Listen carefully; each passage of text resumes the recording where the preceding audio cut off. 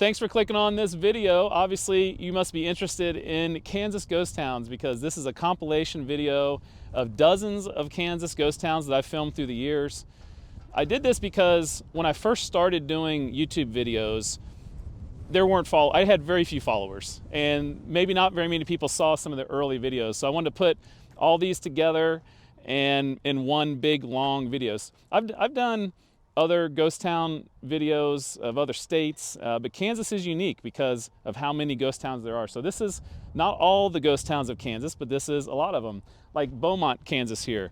This is a town I've done 2 different videos on. They have this cool stuff like this water tank. They have these little downtown old buildings. There's an airport down here that people can fly in and have dinner here at the hotel and the restaurant. So it's a unique ghost town that has a few people. If you're wondering what a ghost town is, you might wonder, how is it a ghost town if there's a hotel here? Well, you can watch the part about Beaumont and learn all about that. So yeah, so from A to Z, let's learn about some Kansas ghost towns.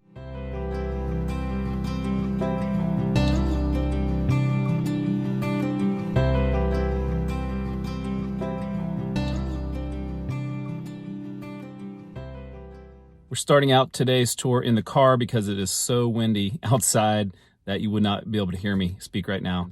The first one is Aetna, and as I come upon it, there's really not much here. So I don't know if there was a town before or there's just never really has been a town. There's basically one house that I see and a little bit of farming equipment around here, and other than that, just the open range.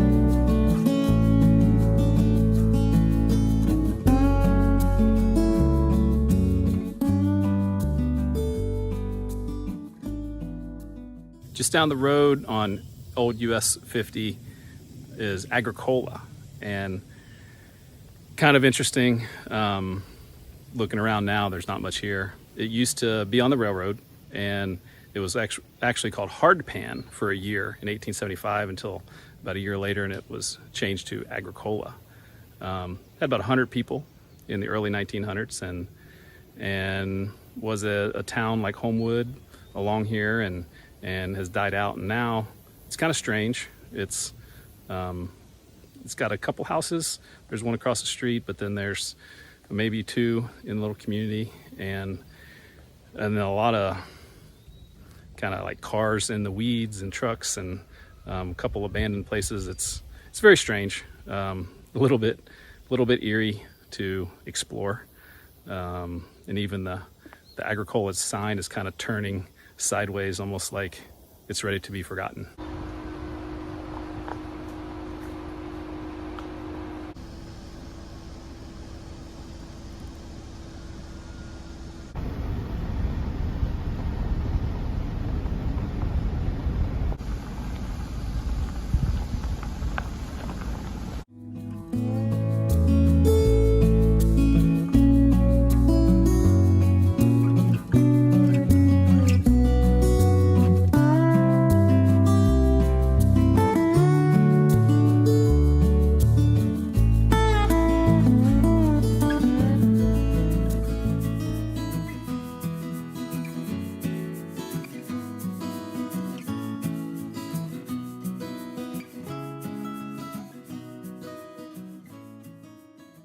Just a few miles south and east of Fargo Springs is Arkalon, and it was kind of settled and I guess grown by people leaving Fargo Springs and Springfield, but I think mostly Fargo Springs. They had the advantage they had was they were on the railroad here, but the disadvantage they had is that the land was not great for farming, and they had a lot of sand here, and if you have a heavy load of stuff, it'd be harder to travel through this area, so it became a little less popular. And then it's right here by the Cimarron River, and they had a flash flood in the 1910s, and it wiped out part of the railroad, and so that really kind of spelled the beginning of the end for Arkalon, and people started moving to Liberal and left Arkalon as a deserted place, I think probably in the 1930s, 1940s, something like that. You have to take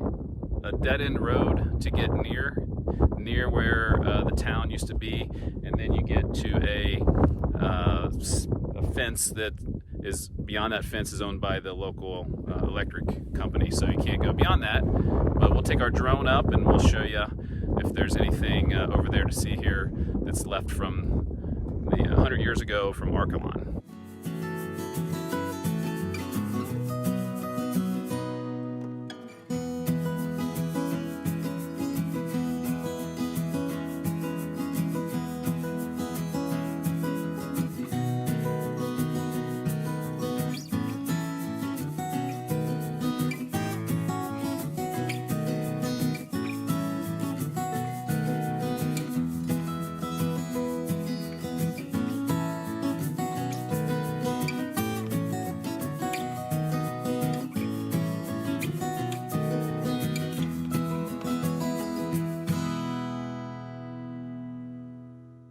As I was driving out of town, I saw this, I guess you call it a kind of an old cemetery that actually has, besides some older graves, it has some newer ones too. So always interesting to explore around an old cemetery, kind of tells some of the story of the town.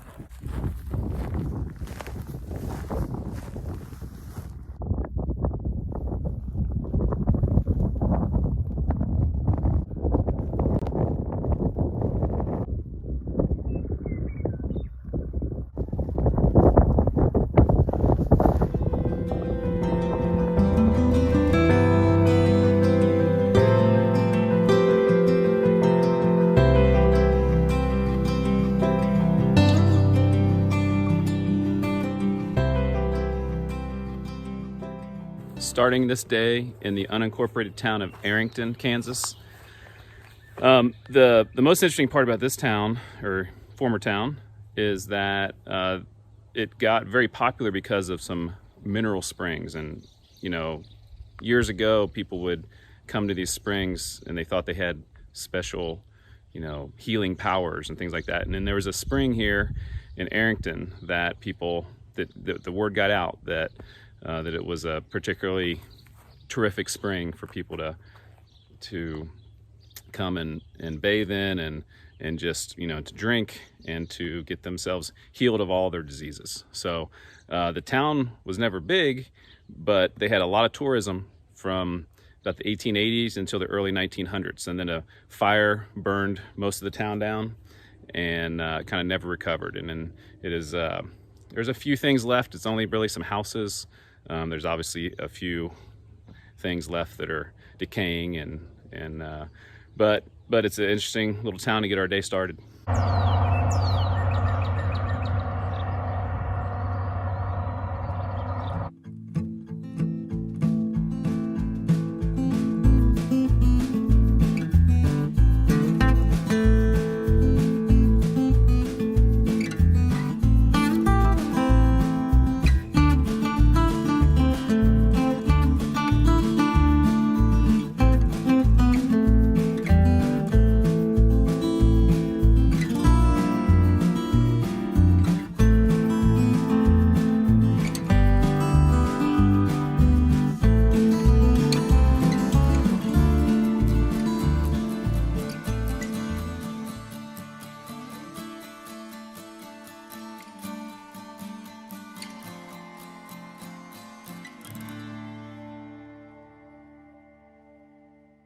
Arvonia, Kansas, and this is a really interesting, cool place. I would recommend, before I get started, I'd recommend anyone to come and visit.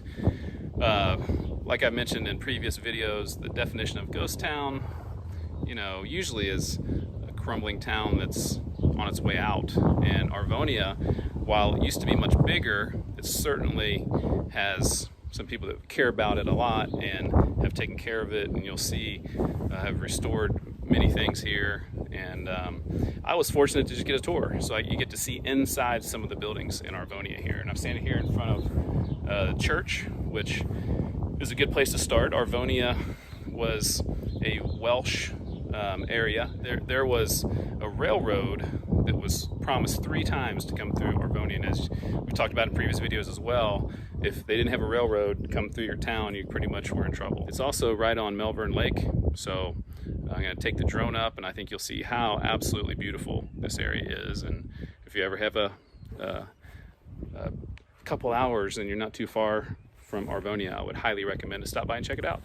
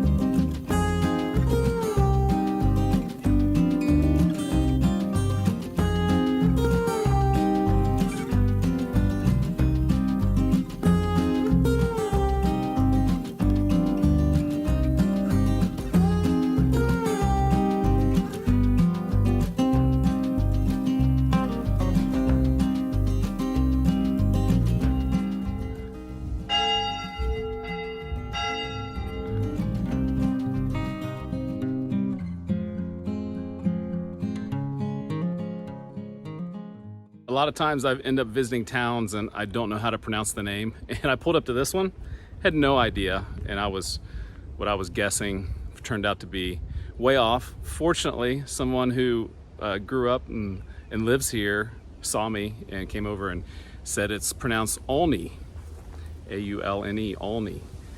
And it's kind of interesting, and it has some really interesting buildings here to look at.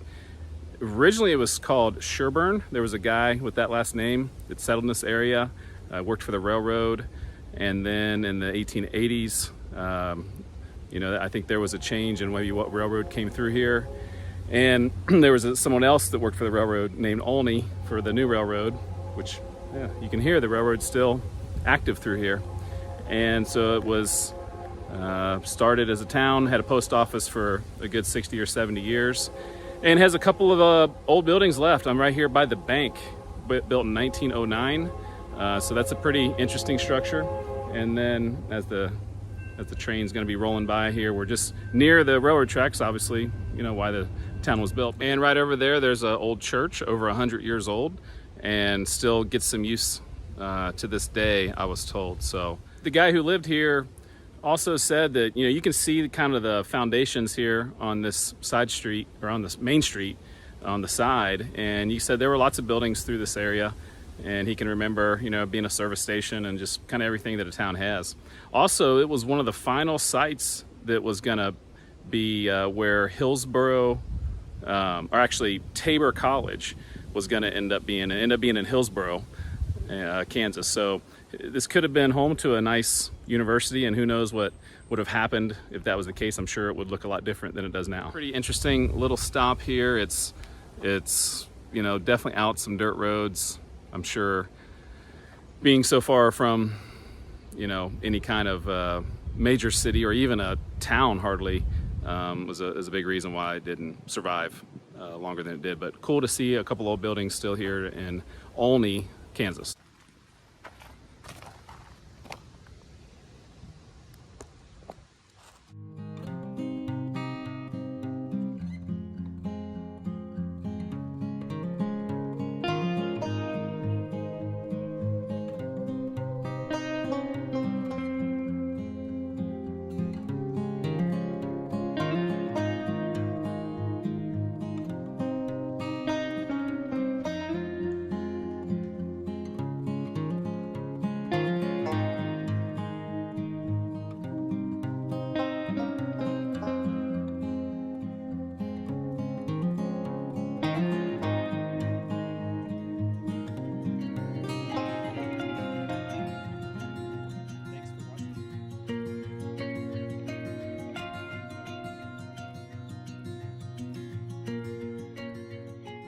Barrett, Kansas is one of the oldest settlements in this whole area. And it kind of predated when Kansas was even a territory. When you come here, so what I found, first of all, I did find something. Private property, there's an old school that was built around 1870, and there's an old farmhouse and a barn, and then some other buildings kind of like in that area, which I don't know how old those buildings are. There looks like an older, behind the house, there's definitely an old building. And then there's a cemetery down the road, just kind of pretty innocent, down the gravel road. There's a Barrett cemetery. And there's headstones from from old and new and all kinds of different times. The Sioux lived here originally, and then French traders came here. And then the first white resident outside of that was a guy named Hollenberg, who started the settlement of Hollenberg in Washington County, Kansas. And he came here around 1854. That was right around Kansas became a territory. It was a territory from 1854 to 1861. And then in 1855, there were 60 people that moved out here from Ohio, and they started a post office, and they set up and operated a sawmill, and they put a grist mill in this area. They brought a grist mill down from Leavenworth, Kansas to here by ox, and it was the only one in the county. And the area became known as Barrett's Mill. That Barrett was one of the original, people from Ohio that came out here. He was also the postmaster. And between the years 1856 and then when the Civil War began, Barrett was known as the most prominent free state settlement west of the border counties. So pretty significant town, I guess you could say. It was officially laid out in 1868. Right after that, that's when the school was built, like I was talking about earlier. The population did not grow to be too large, though. In 1910, they had 75 people. By that time, though, some of the early settlers had, passed away from this area, and people had moved on to different places. So, pretty interesting history. Certainly having the schoolhouse here is a great find, and I'm glad there's still some history of Barrett left.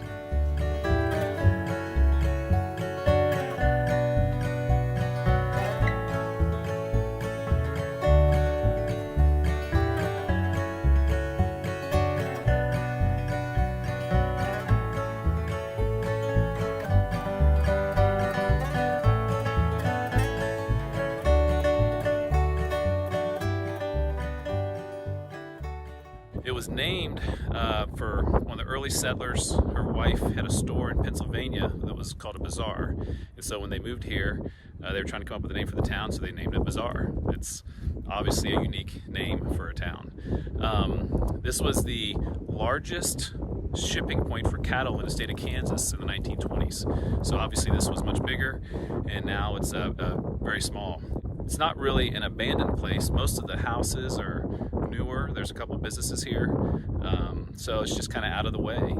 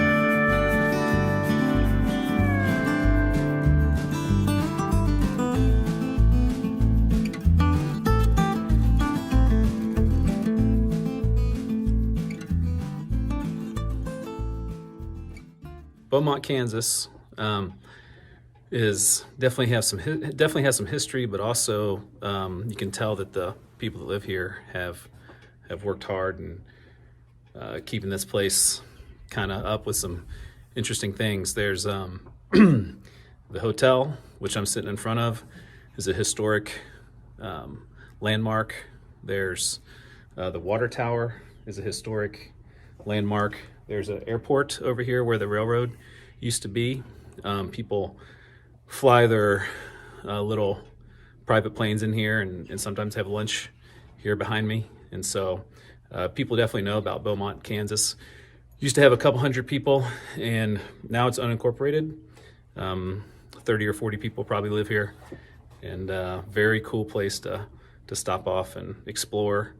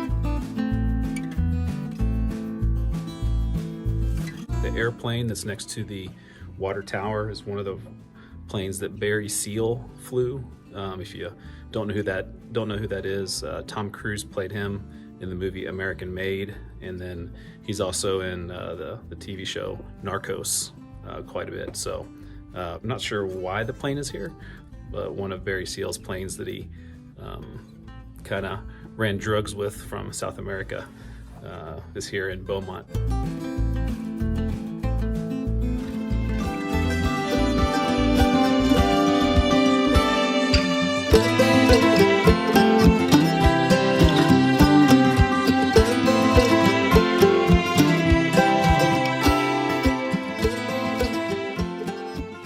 So Bendena is still an active community. It's just unincorporated. Used to be much larger. It was a railroad town. The Depression era times and kind of the end of the importance of the railroad definitely hurt the significance of Bendena, and then eventually over time got smaller and smaller and they unincorporated it. So still lots here, plenty of people that are living here. I'd say there's probably at least 100 people in this area, and some interesting old buildings here downtown behind me, and then a very interesting looking bank. So kind of a neat stop along the road in Bendena.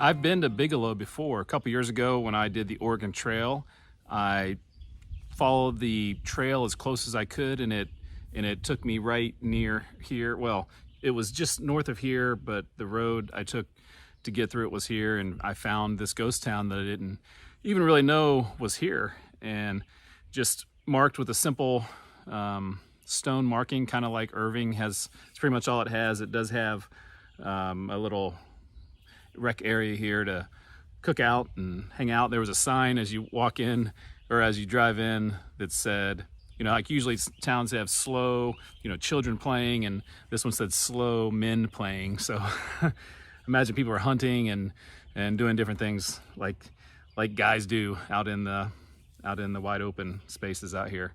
And but kind of an interesting history. It was, like I said, near the Oregon Trail, so you know, long history of people coming through this area. And then the railroad came through here in the 1880s, and that really helped the town grow. And it was known for limestone quarry. I think today it's known for its bugs, because there's bugs all over me. But it was known for limestone quarry, and it was, I guess, such a good area for that the railroad bought all of that. And so, you know, that it was impressive haul there by the railroad. When the quarry shut down, the town did slow down a little bit. It reached about 200 people in population, and was a pretty successful town. They did open the quarry back up, but then the post office closed in in the mid 1900s, and then the Tuttle Creek lake was built, and that was the end of Bigelow as a town, as they removed all the buildings for that construction. So yeah, when you walk around here, once again, not much to see. It's nice that they do have a nice marker there and talks about some of the dates of when it was started. So pretty cool, and hopefully the next town will find a building.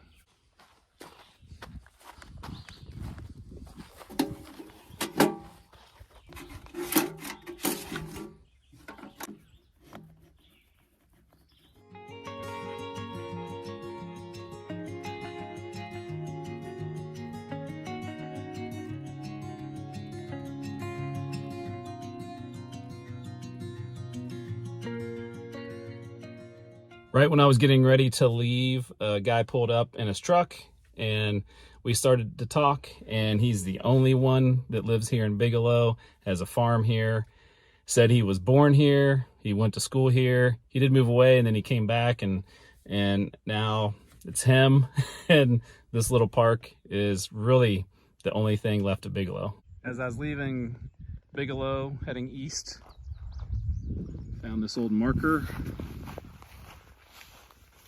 Here, 1820 to 1870, Oregon Trail, Vermilion, Lower Crossing.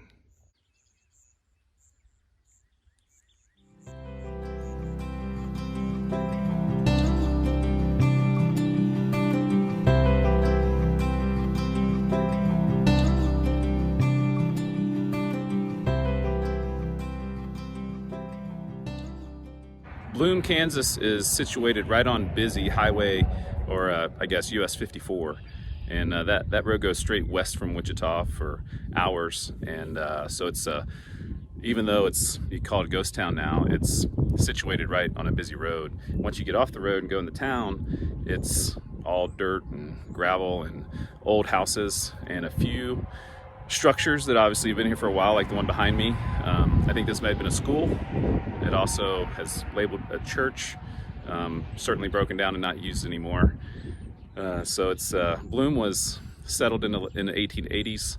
A guy who moved here from Bloomsburg, Pennsylvania, named it Bloom because he was from Bloomsburg. And as the railroad kind of pushed through and would make normal stops here, you know, it started dwindling through the Depression and the Dust Bowl era. And now it's just a collection of mostly just houses, like I said, and a couple other buildings. A couple pretty cool places to check out if you're into looking for historic and kind of abandoned old buildings.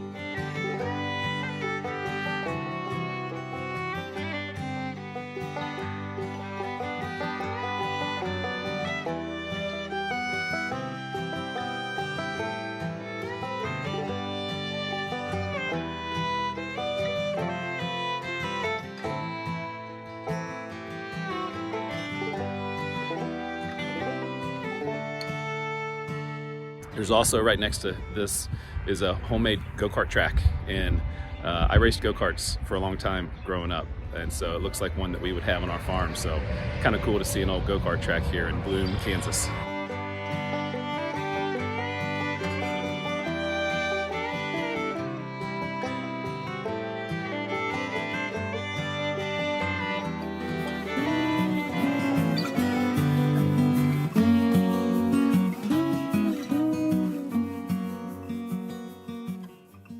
Bonita was a really small little town on the railroad here, and all that's left of it is this general store. There's a newer building, like a saloon, restaurant, bar of some sort, just on the other side of the railroad tracks. But there's not much left of Bonita, and there really wasn't a whole lot here to begin with. It was picked as a spot because of its convenient location on how the railroad was laid out.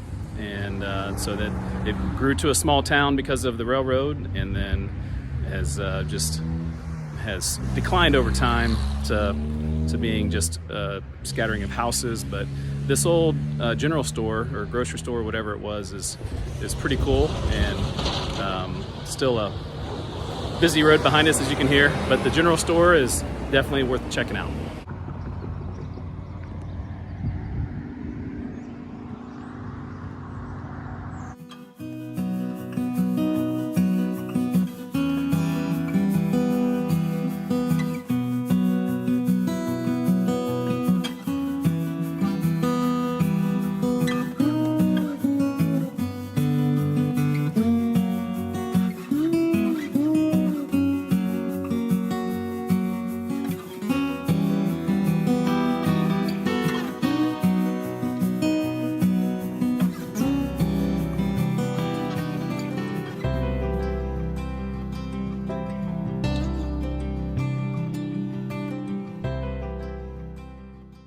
What better place to start our day than Bushong, Kansas?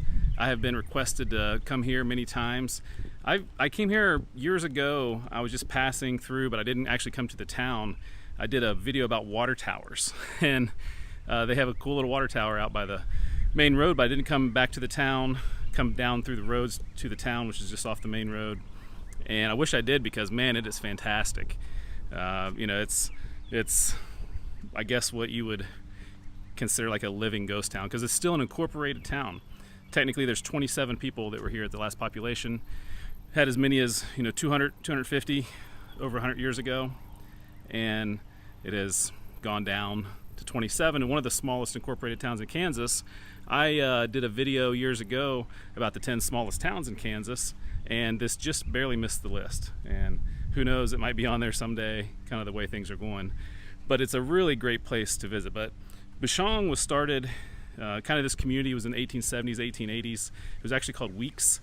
There was a guy, his last name was Weeks, and so they basically started the community.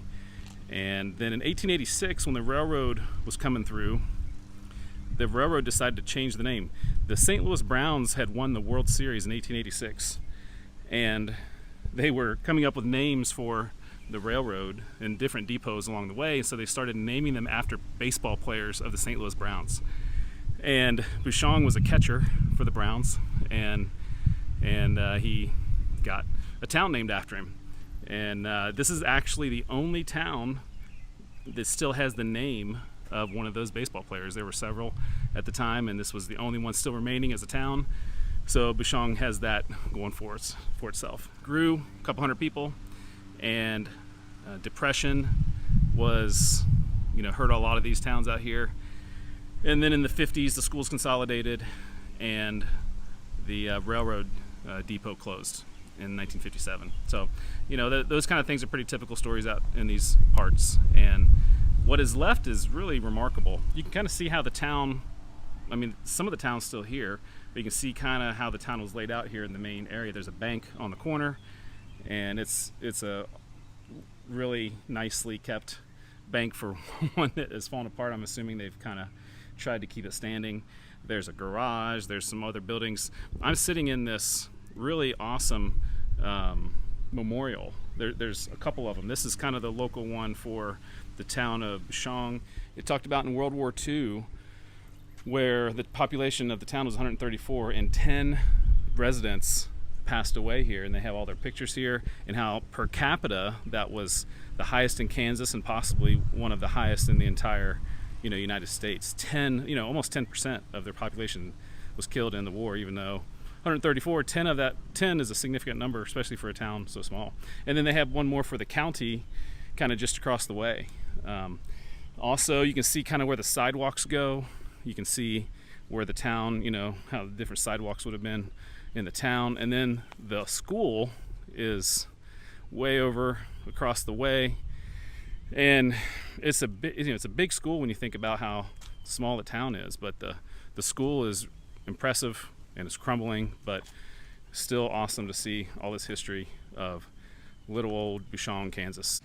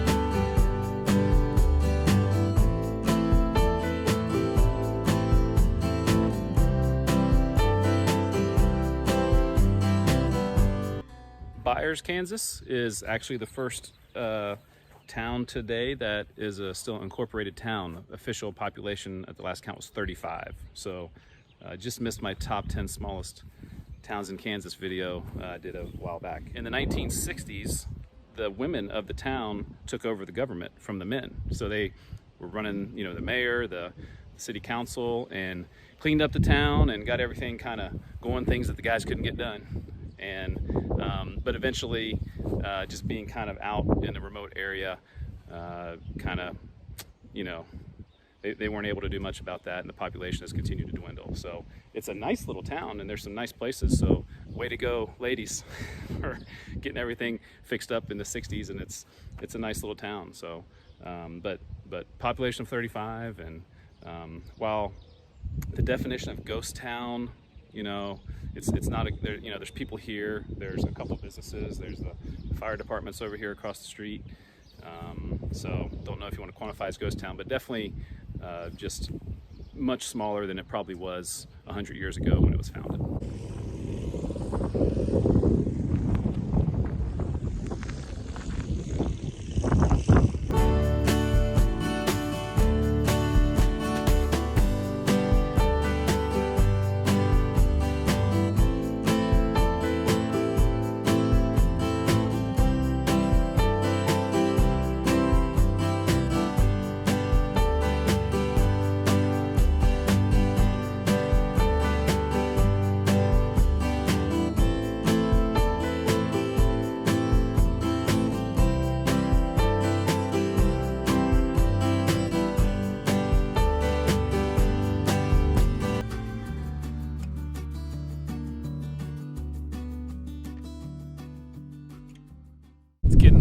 Windy out here as we stop in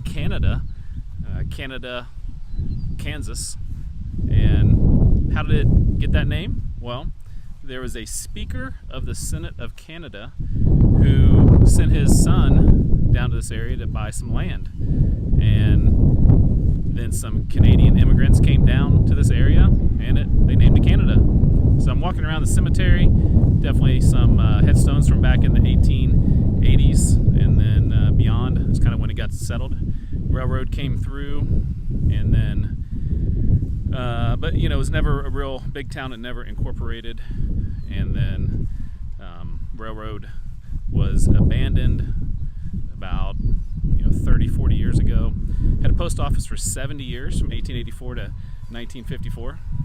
When you go down and check it out now, there's not a ton of old abandoned buildings, but there is a little community there. There's some houses, a couple things to look at. The cemetery is probably the, most historical thing to look at here in Canada.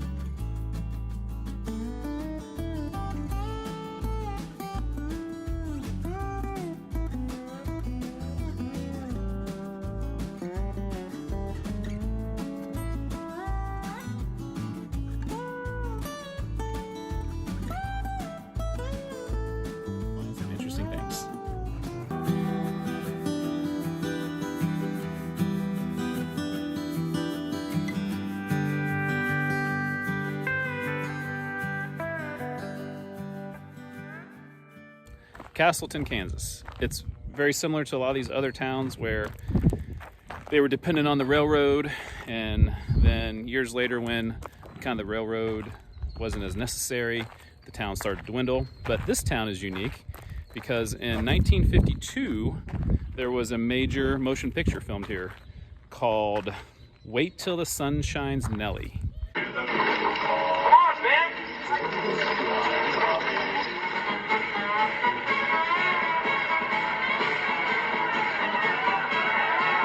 It was a movie about a guy moving to a small town like Castleton and then watching that town grow and get larger. I think they end up using Hutchinson for the larger part of the town, and then which is not too far from here. But Castleton has never been very big, and so after that movie in the 50s, that was kind of the last bit of notoriety for Castleton. But I can see why they picked Castleton for a movie, because it is very beautiful here, and hopefully I can give you a couple of views from up above, but it's kind of dirt roads to get here, but it's very beautiful farmland, and definitely a appropriate place for a movie about small town America.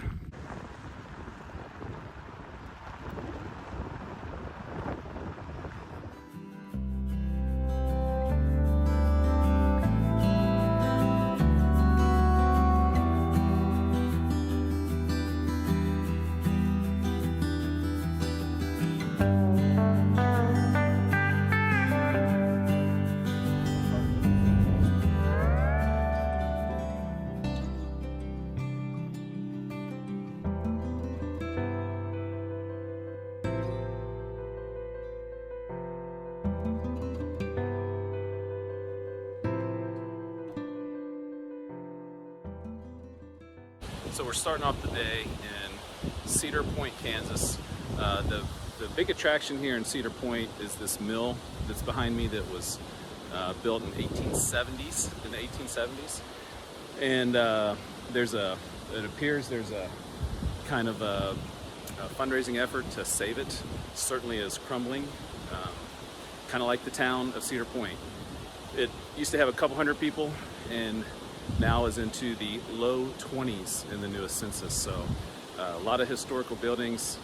Walking around town, you could tell that it used to be a lot more, but certainly is starting to fade away. But it is cool that they are trying to restore this mill and hold on to some of the history here in Cedar Point.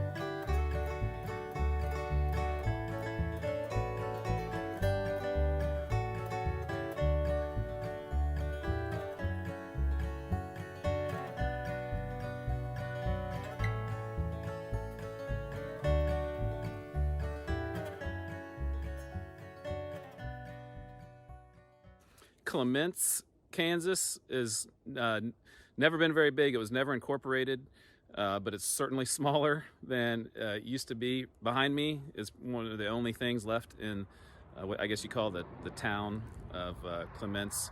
They put it right on the railroad, so you can imagine there probably was some other things here, an old railroad town, and but yeah, not much left. A few houses and maybe this was probably a general store or something like that.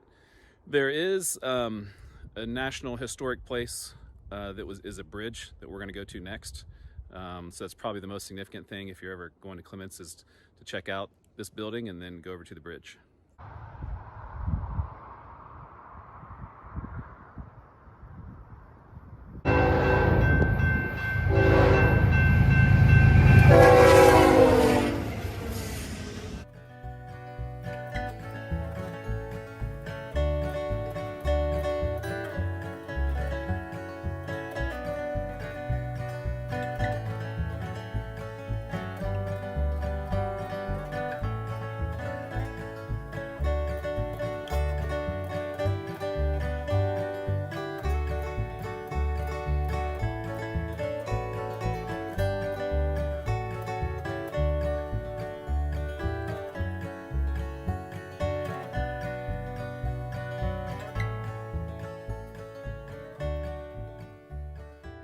We're here at the Clements Stone Arch Bridge, a beautiful structure, and believe it or not, Brent's family had something to do with the planning of it. Is that right? That's the story. I don't know that they were involved with the actual construction of it, but I think with the planning process and just kind of getting things approved and getting it rolling, it's kind of a story that's been passed down to me from my relatives, so that's my understanding. And you had some family that lived maybe over on the other side of the bridge? That's what I've been told. I'm not exactly sure where, but I was told they kind of lived just south of the bridge somewhere. So they settled there, I think, in...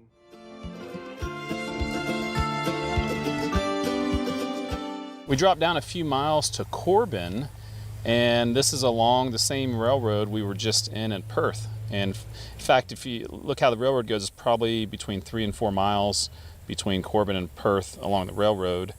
And that would have been about how far a lot of those stops were back in the day. They would be about 3-4 miles apart, and so they just stopped here, they just stopped at the next one, and would have been an important place to load up your product and get it to the bigger city. And when that stopped happening, then places like Corbin here were not needed. And you can see kind of some old buildings here on Main Street, so let's talk a little bit about the history of Corbin and see what they got left. Corbin was founded by a colony from Missouri which purchased 80 acres of land in the area. Before the colony arrived, a post office was established at nearby Hearst Crossing in 1878. When the Atchison, Topeka, and Santa Fe Railroad ran southwest of that area, the post office moved closer to the railroad and its name was shortened to just Hearst in 1881. A new post office was established in 1884, changed its name to Corbin. In 1887, the Chicago, Kansas, and Nebraska Railroad built a branch line north-south from Harrington through Corbin to Caldwell. In the early 1890s, an employee hung the afternoon mail sack on a pole at the Rock Island Depot, and an employee on the train grabbed it from the pole with a hook as it was traveling at high speed. By 1910, like Perth, Corbin was stationed on both railroads and had a population of around 170. Many churches have played a role in the settlement of the community through the years. By the mid-1930s, many of the outlying rural schools had consolidated into Corbin. The post office was discontinued in 1974, and schools eventually consolidated into Caldwell.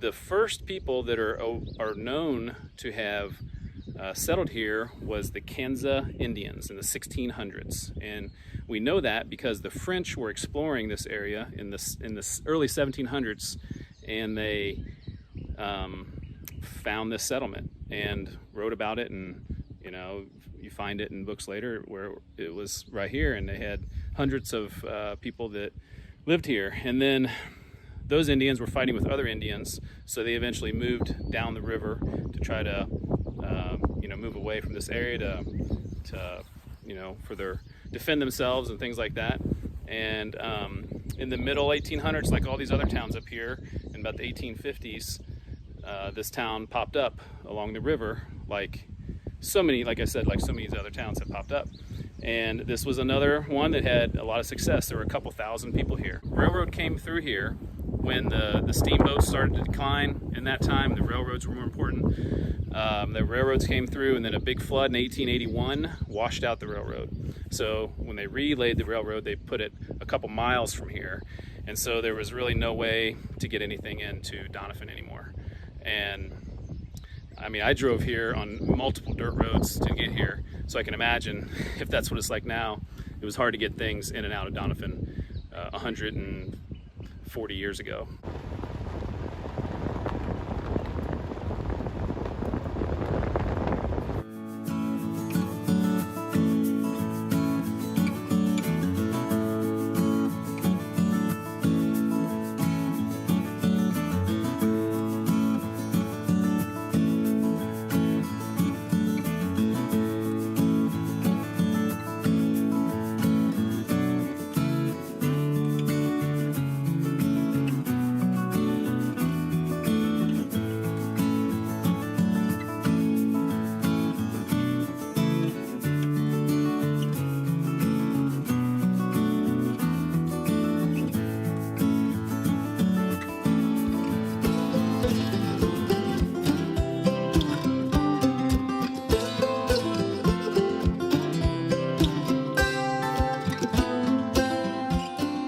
And down another railroad to the ghost town of Drury. Now this is a ghost town, and certainly some interesting old buildings as you're driving through town checking out.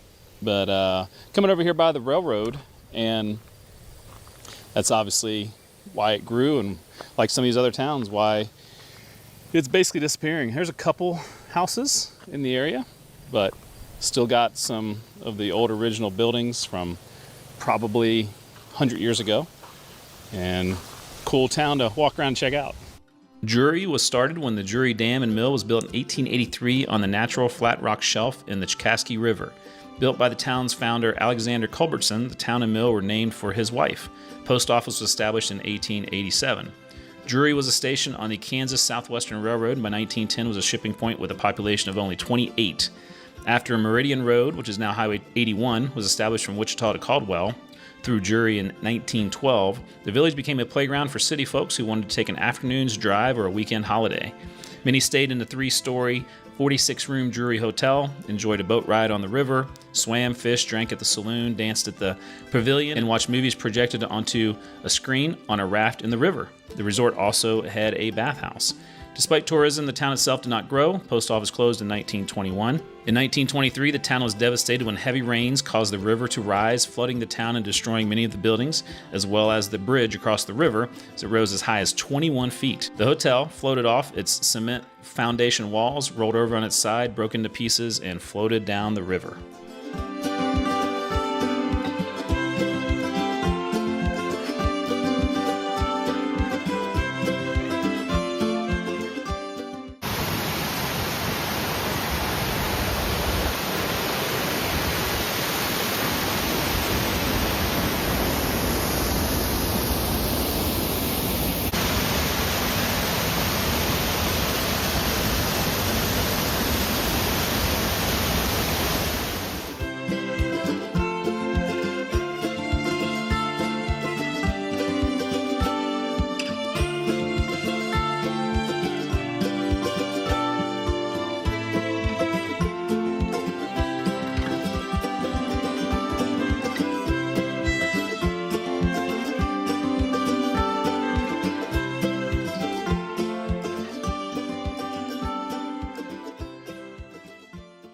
So I think I am in the vicinity of Eagle Springs.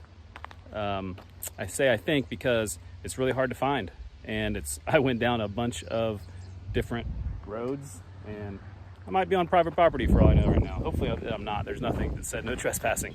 But right over these rock mounds and dirt piles is some springs that allegedly the Indians found hundreds of years ago and raved about their healing powers. And then some settlers came along, they advertised that, and people started coming. And but it's very far out here. It's hard to get to, so I can see why it might not have been successful. But they built some buildings. They tried to revive it again in like the 1920s, and but it obviously never happened. And now there's nothing. There may be a few ruins. These are newer, but there's people working. So I'm not sure. Maybe they're trying to get Eagle Springs Resort going again. But we'll try to give you a little bit of view of it, and hopefully I don't get in trouble for being here.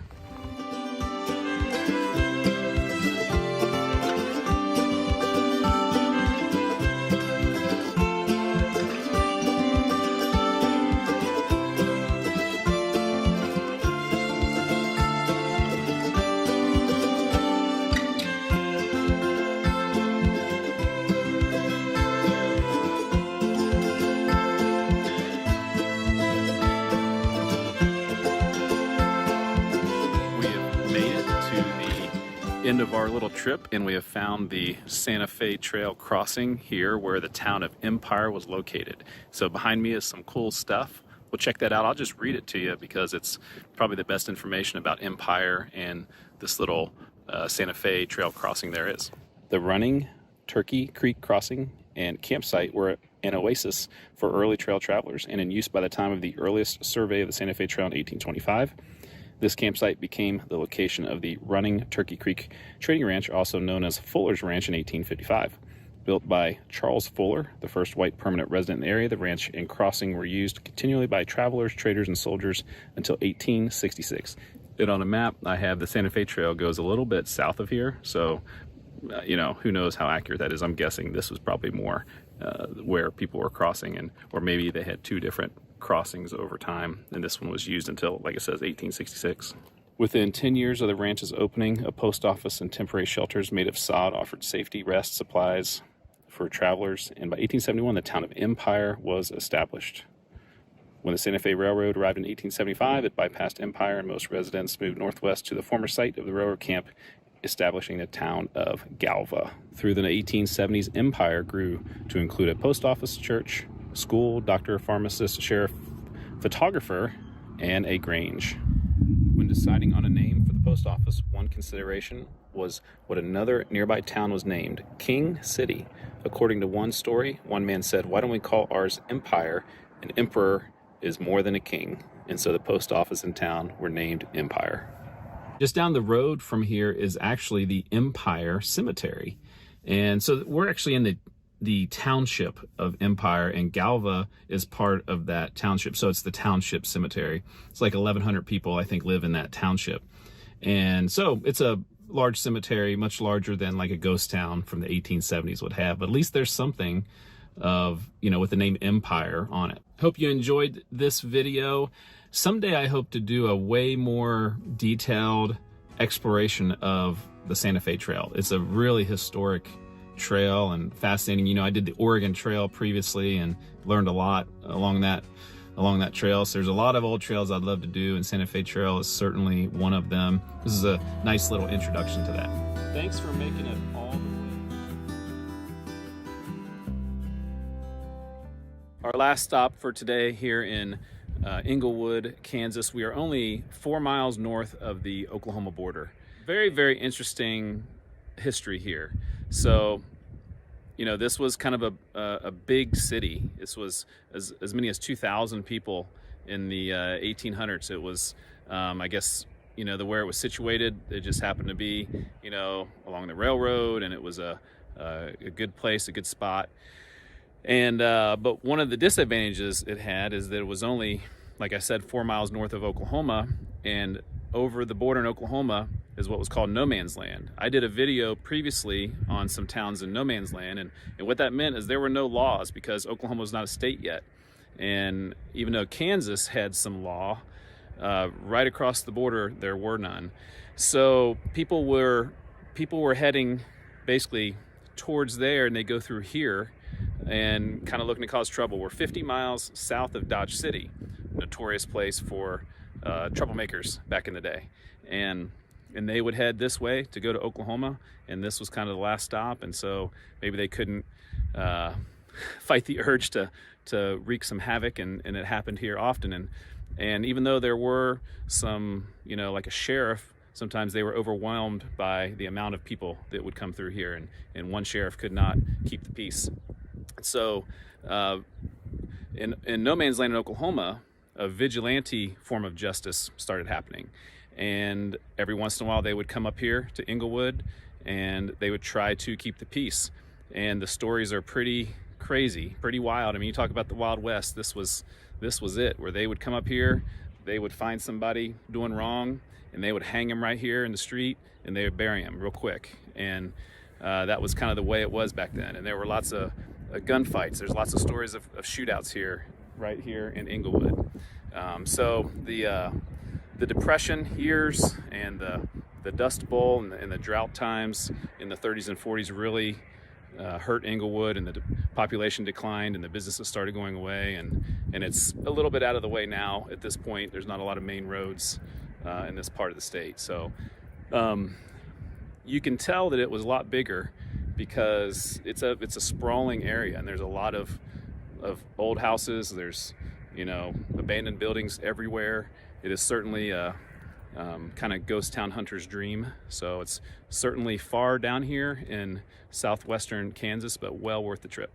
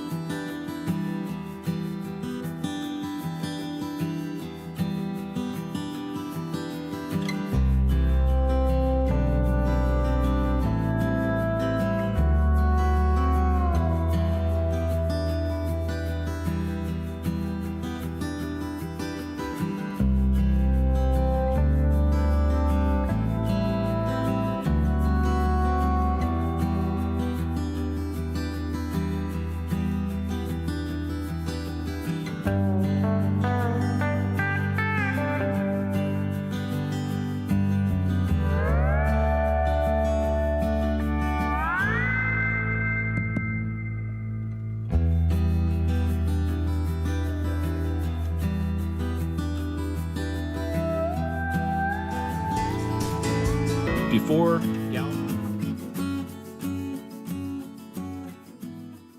our final town on this video is Hickory Point, Kansas. And this is not where Hickory Point was, but right here behind me is a historical marker that tells about the battle at Hickory Point, or the Battle of Hickory Point. And it really wasn't a battle as much as it was a kind of a skirmish.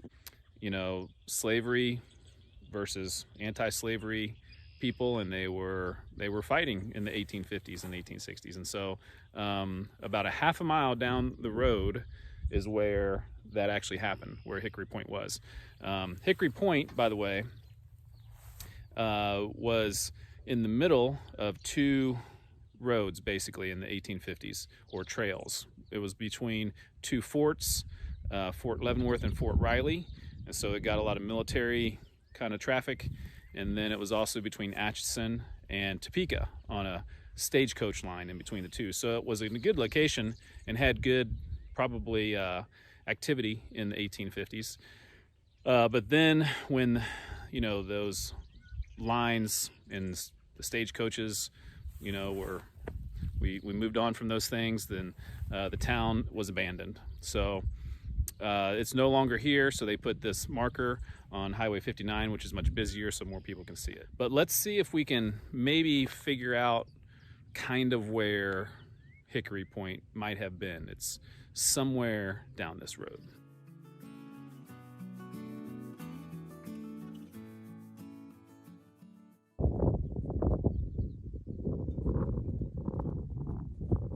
right in this general vicinity is where Hickory Point would have been.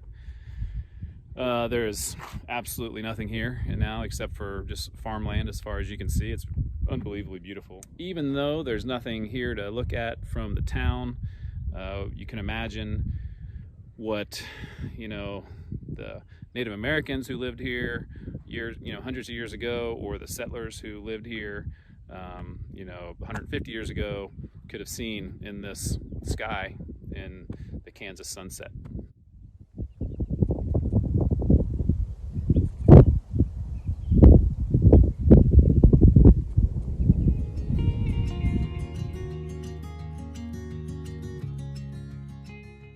We are appropriately finishing our day at home, Kansas. And kind of hilarious when you think about a town being named Home, but here you go. And it being in Kansas, you know, there's all kinds of connections there. So, and think to yourself, there's no place like home. It has a great sign when you come into town. There's an official town sign that says Home City, and I've seen it referred to that a couple times, but I think mostly people just call it Home.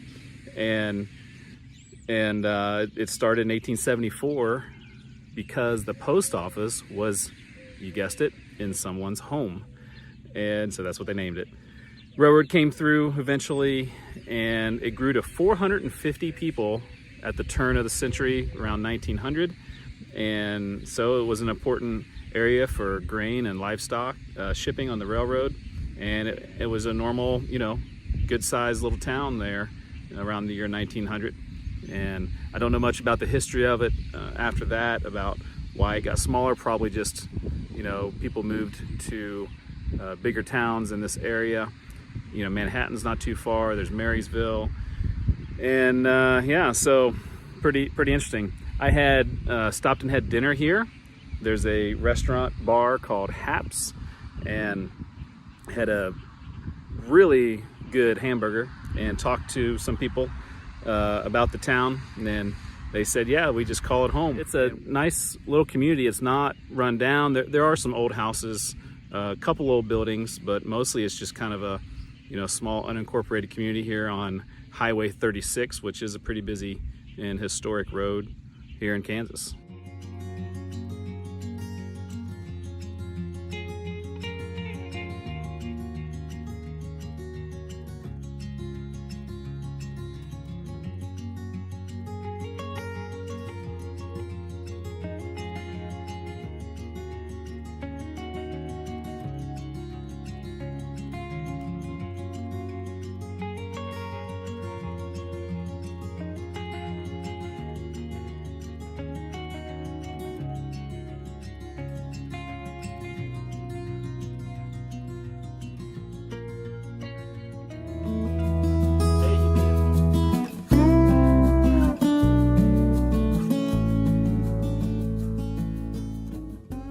Homewood used to have about 100 people, and now today it's still got several homes, but it does have quite a few older buildings. I'm sitting here in front of the school from 1906, and it's pretty neat to look at. There's obviously some playground equipment still, so a nice historic school.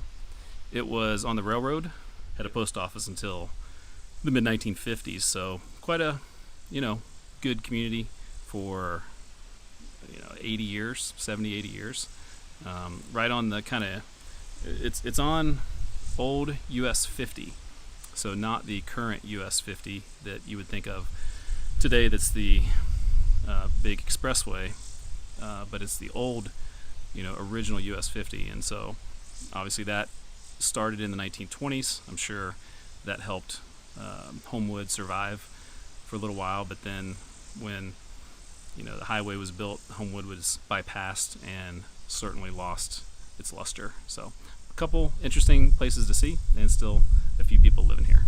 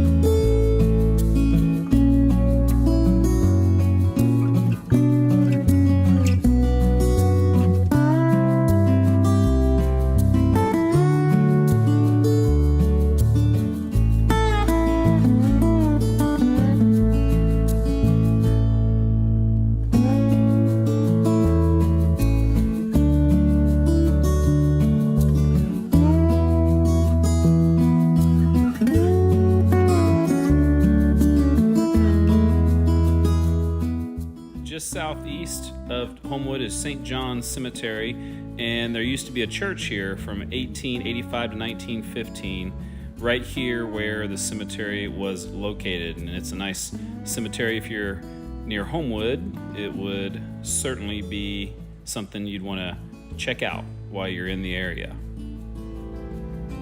And then I noticed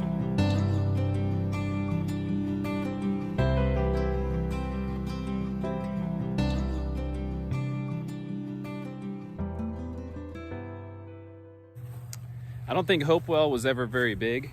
I'm actually in the Hopewell Cemetery here, and most of the headstones from the 1800s, there's a few in the last 50 years, but not very many.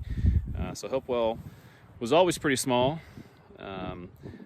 What I read about it is that there was a bank in town, and that's, kind of was the main, thing that kind of kept the town running. And then the bank eventually left town, and when the bank left, there wasn't much left. The post office closed, and Hopewell was never really that much of a town. So there's hardly anything left. This is probably a true ghost town where there's nothing left. I'll show you a little bit of aerial view of what's left of Hopewell.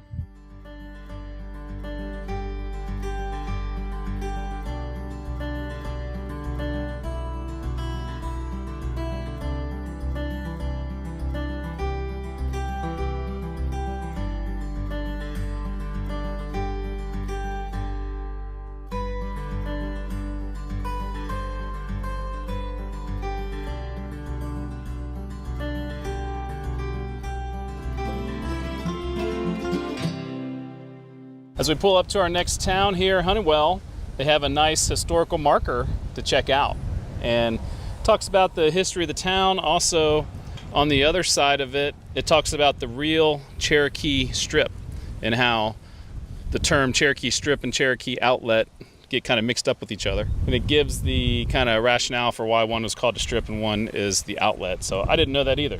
We are literally just barely down the road from Oklahoma. So obviously this was an important place as people were getting ready to go over there and claim land in Oklahoma when that was opened up. So certainly there would have been a lot of people here. Not that many people here anymore. Still an incorporated town. And we'll go in and check it out. In 1880, the Sumner County Railway Company was chartered and built a line that completed to Hunnewell. The town was named after Boston financier and railroad owner H.H. Hunnewell. Several buildings sprung up within days of the railroad arriving, and a stockyard was built. Over the following months, the town grew quickly. Later in 1880, a post office and a school was started. Typical of cow towns of the era, the business district consisted of one hotel, a couple of dance halls, and 9 saloons. Also typical of that time was violence, and it was not uncommon to see gunfights in Hunnewell. In 1889, more than 1,500 loads of cattle were shipped out of town. By 1890, the population was around 170. When the Cherokee Outlet was opened in 1893, a registration booth was set up, and approximately 15,000 people gathered to make the run. Population began to dwindle as more railroad lines went to Oklahoma and Texas, and the cattle trade declined. Post office closed in 1960. Population peaked at 233 in 1900, as you can see, and held steady through the Great Depression and then started to dwindle, and the 44 today is its lowest ever.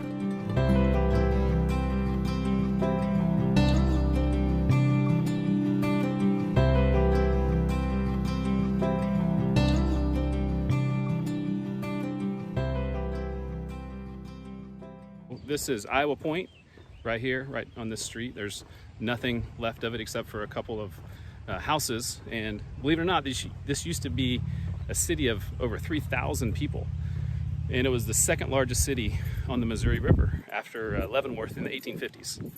So what happened? So common place for people to come and cross the river as they're heading to the west, just like White Cloud, which is not far down the road.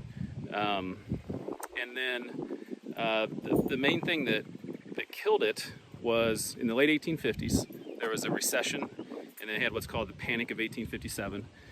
And then at the same time, obviously the Civil War was getting ready to happen. And this city was divided equally, 50-50, north and south. And so a lot of people went off to fight the Civil War, and the people that were left had a literal civil war of their own in the town. And if there was ever a place that you could say was its own worst enemy, it was Iowa Point, because they basically destroyed the town, fighting with each other. when the men came back from the Civil War, the town was hardly anything of what they remember, and then that just kind of started its decline and ended up, now it's nothing, and just a couple houses. It's a beautiful area right on Highway 7, which is called the Glacial Hill Scenic Byway. And so if you're ever driving down that road, stop off and see what used to be the second largest city on the Missouri River, Iowa Point.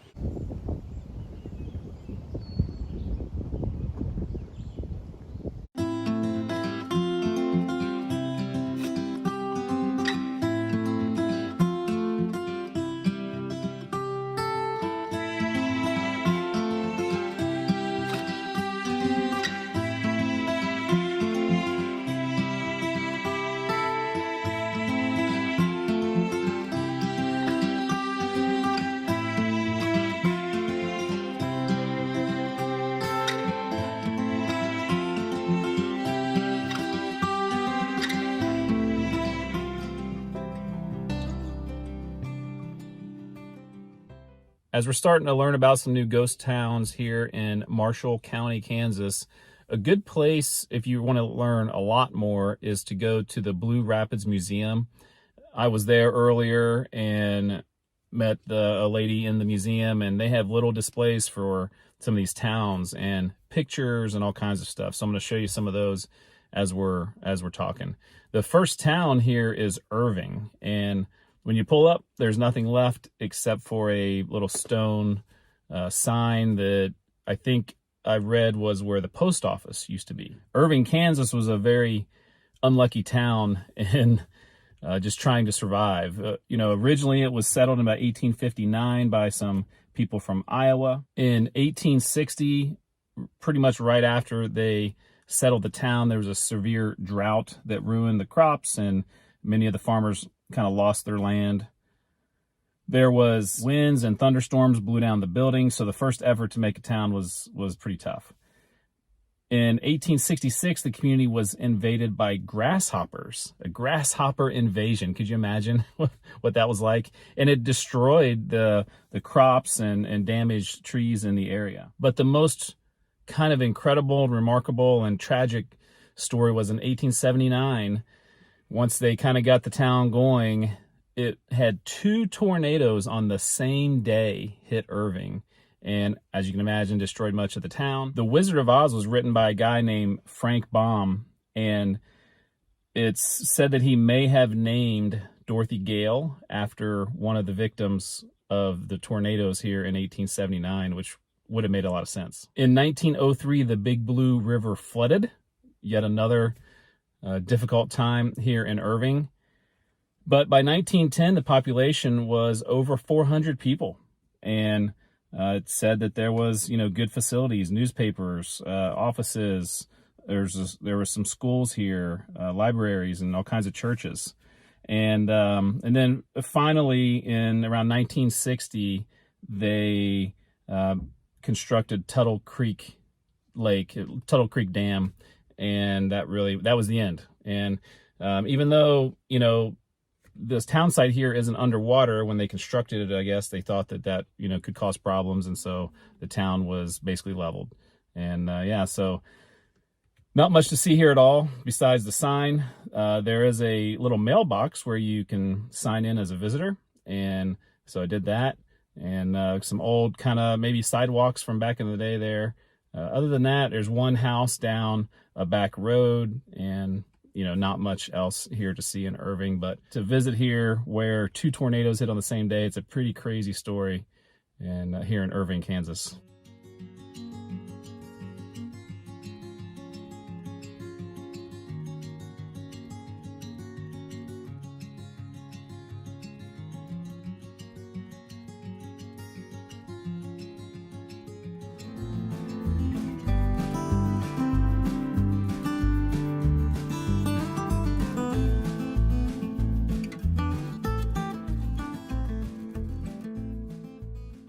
Kennekuk, while always very small, was actually very busy and very important because it was actually a stop on the original Pony Express. It was the first stop in Kansas as you were heading west. And actually, this area right here was where 3 different trails met at one place. And so thousands of people would come through here. They had hotels, they had all kinds of businesses to support that. This was, way back in the 1850s and 1860s. And kind of after the Civil War, the busyness kind of stopped. The Pony Express stopped. It was a short-lived yet interesting experiment with the mail. And but there's now just a couple houses. There's this historical marker which has a lot of interesting information on it. And but interesting to think about all the people that used to come to this little spot, and as they were trying to figure out where to go and how to get there.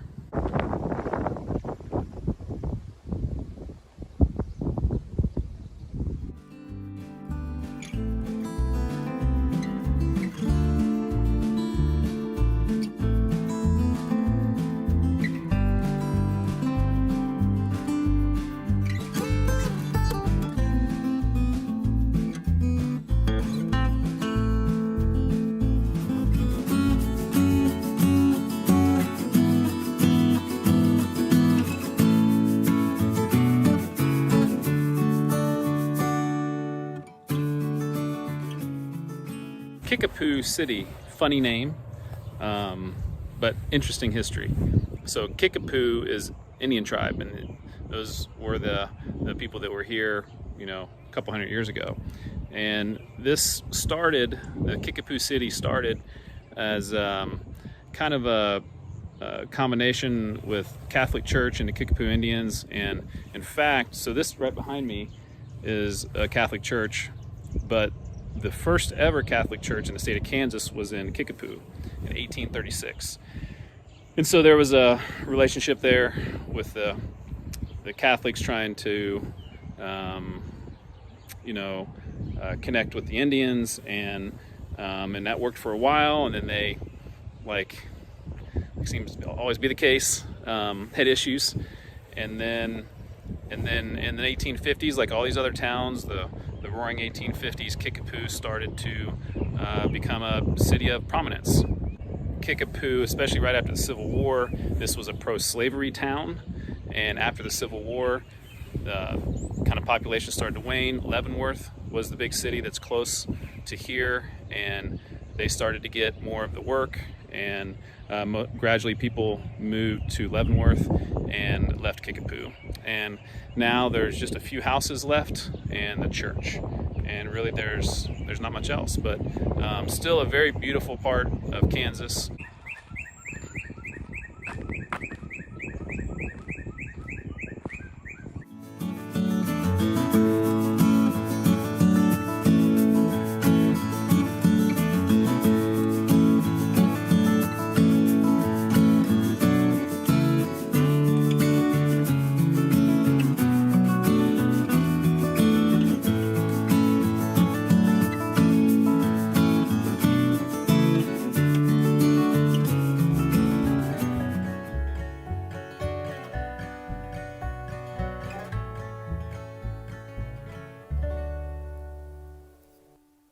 Lake City, just a few miles down the road from Sun City, was named after a family with the last name Lake, and didn't have to do with any lakes, just the family named Lake, and they kept this town going significantly for a long time. It's unincorporated now. There's not much left.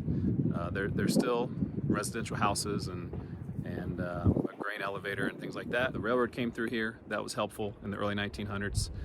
But then they rerouted a little bit of the roads in this area, and they the main road didn't go by Lake City anymore, so that hurt things, and it was just tough to get here for any kind of commercial success moving forward. So it kind of continued to get smaller and smaller.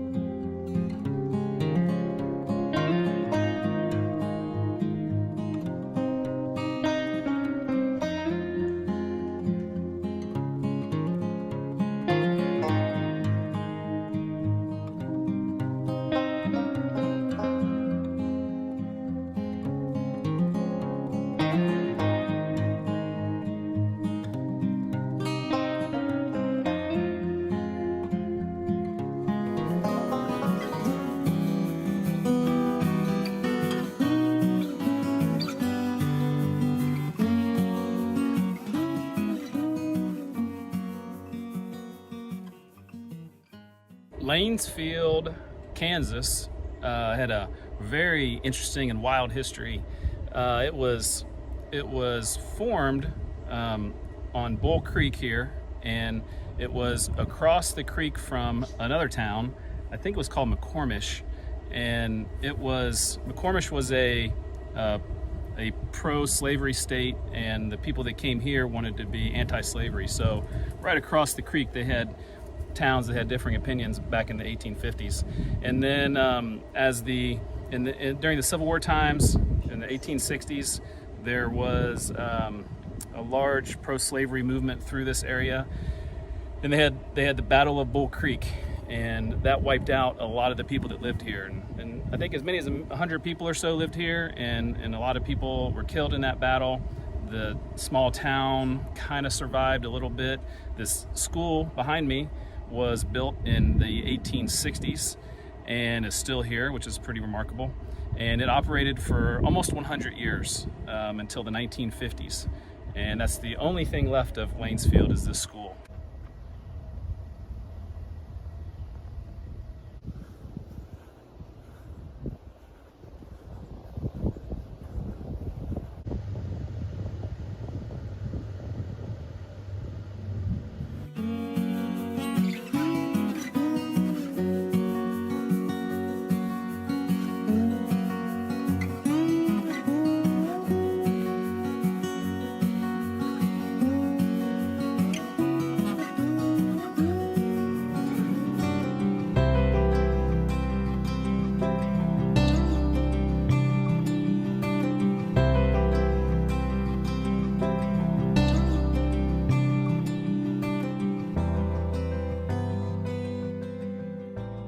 Lerado, Kansas.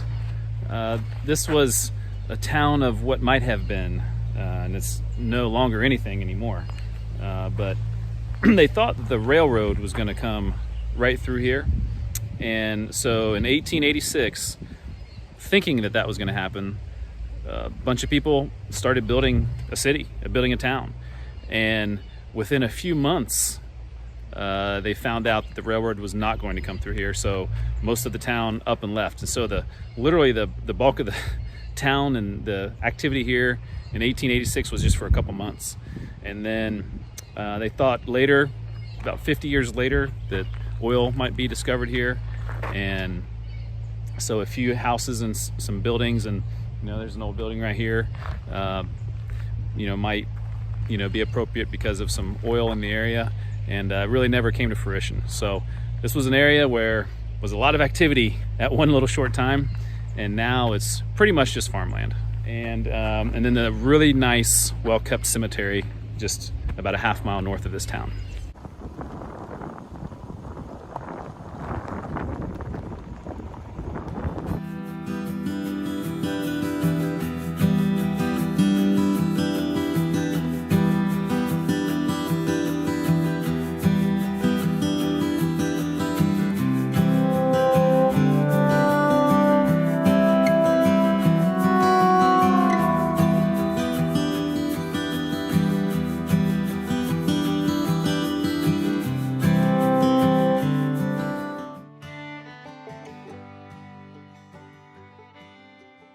There really isn't anything left of Lexington, Kansas anymore, and where I'm at is general vicinity of what it is. Obviously there's the sign behind me.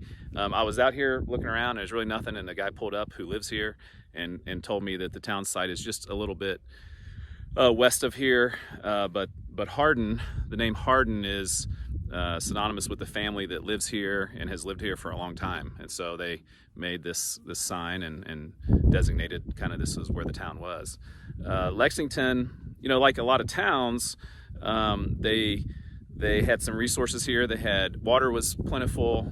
There was coal discovered a couple miles from here, and so people were investing in the town, hoping for the railroad. And that was a fairly common thing. And I've talked about railroads a lot in these towns, and people would invest in the town. They would build businesses, they would build homes, and they would try to persuade the railroad companies to build through their town. And in Lexington, they tried to do that, and the railroad did not come here. And then as soon as that happened, pretty quickly there's, you can't live here if there's not a railroad in the 1800s, and so you have to move on for survival. So people would move to nearby Ashland, which was a few miles south and west of here, and that was the demise of the town. And there's nothing left here. There is the gentleman that stopped told me there's a cemetery down the road, so we'll go check that out. And it's just a very beautiful part of rural southwestern Kansas.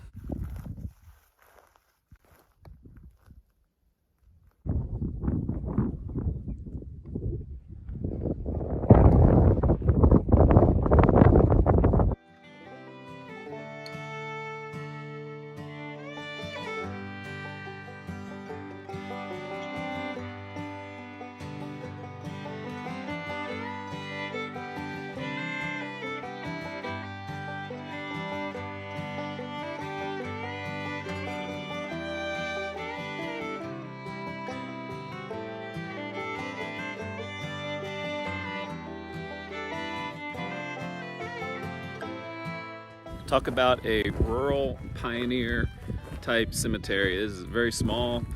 Most of the stones, don't even have dates on them, but there's only one. This one behind me is a fairly recent one. Everything else is from the, passed away in the late 1800s or maybe early 1900s.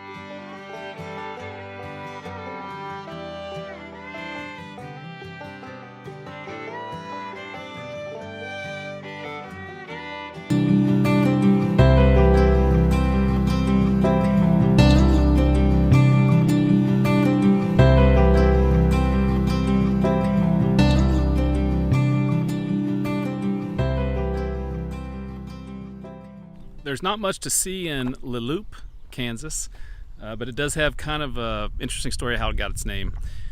I'm here on the railroad, and that's why this community started. And it was called Ferguson at the time, and from 1870 to 1879. And in 1879, there was a French traveler got off here and saw a coyote and mistook it for a wolf and said Leloup, which is French for the wolf. And so somebody heard it, and they decided to rename the town Leloup after the wolf that this guy thought he saw. So kind of funny. Had a post office for like 84 years. There's not much to find here anymore in terms of old buildings. There's community, there's new houses for the most part, a couple just kind of older buildings, but nothing much to see. But yeah, kind of a funny story to how a town got its name.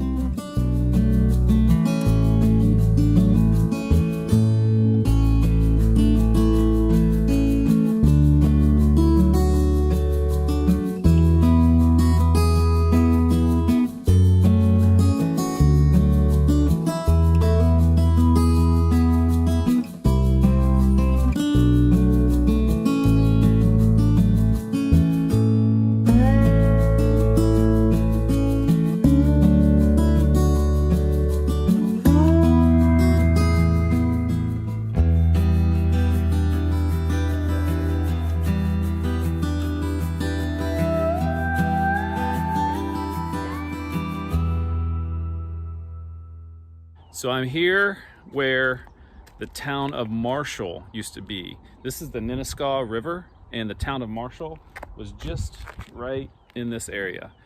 And this is one of the more interesting stories to me. Marshall was started in the 1870s, had a lifespan of about 10 years is all. And they were, once again, like a lot of these towns, hoping for the railroad to come through Marshall, and it didn't. It actually went about 2 miles south of here. And so all of the people that lived in Marshall and all of the buildings, they moved them down to where the railroad was. And there's about 100 people or so that lived there, and they moved them down to this new area, and they started another town called Cheney, Kansas. So that's what happened to the town of Marshall, and now there's nothing here. It's literally nothing in existence at all. But let's head down to Cheney real quick. This is the street where all the buildings of Marshall were moved in 1880s, and appropriately so, this is named Marshall Street. And if you walk to the very end of this road, you'll see what caused the demise of Marshall.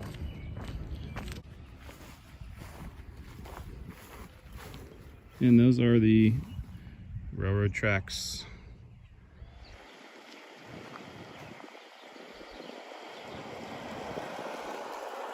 Back here in Marshall again, and one of the unfortunate things about what could have been is the people of Marshall didn't realize that about 40 to 50 years after their town would be gone was just to the north side of where town is, US Highway 54 was built, and which is the main road that went into Wichita. So if they could have hung in there and survived for a couple more decades, probably could have had a prosperous little town.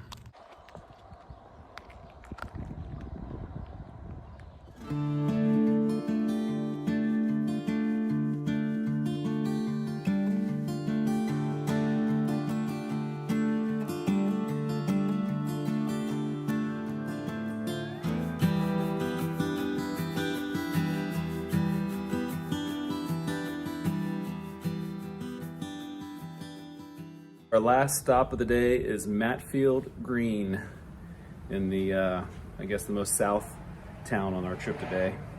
We were sitting at the Matfield station, which is, I think, the old train depot that they've turned into a hotel of some sort. We don't see anybody here, but looks like a nice place to stay. There's definitely a nice view from here. Matfield Green had as many as 350 people at one time. Now it's down to 49, and so definitely smaller, but Brent, it's kind of, there's an interesting town. Artwork, we just walked a art path, some sort of prairie art path to get here, and then in town there's, I don't know, some interesting buildings, and so it looks like the 49 people that live here are pretty proud of it and are trying to do something with it. So definitely worth a stop if you're looking for something a little different than just some old dusty buildings.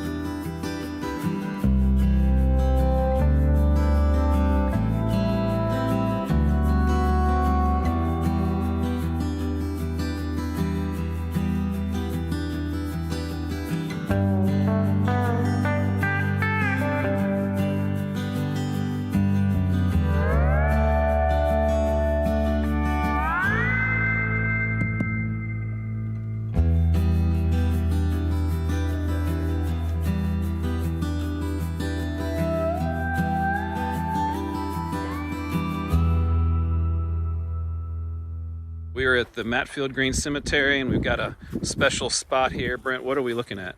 So this is my great-great-grandfather, my dad's side of the family, so this would have been his mom's grandfather. And so they were from Matfield Green, where my grandmother grew up, and he was a Civil War veteran. He was actually a prisoner of war. I think he was put in a POW camp down in Tyler, Texas. So yeah, I definitely have some roots to Matfield Green and the Flint Hills in general. So.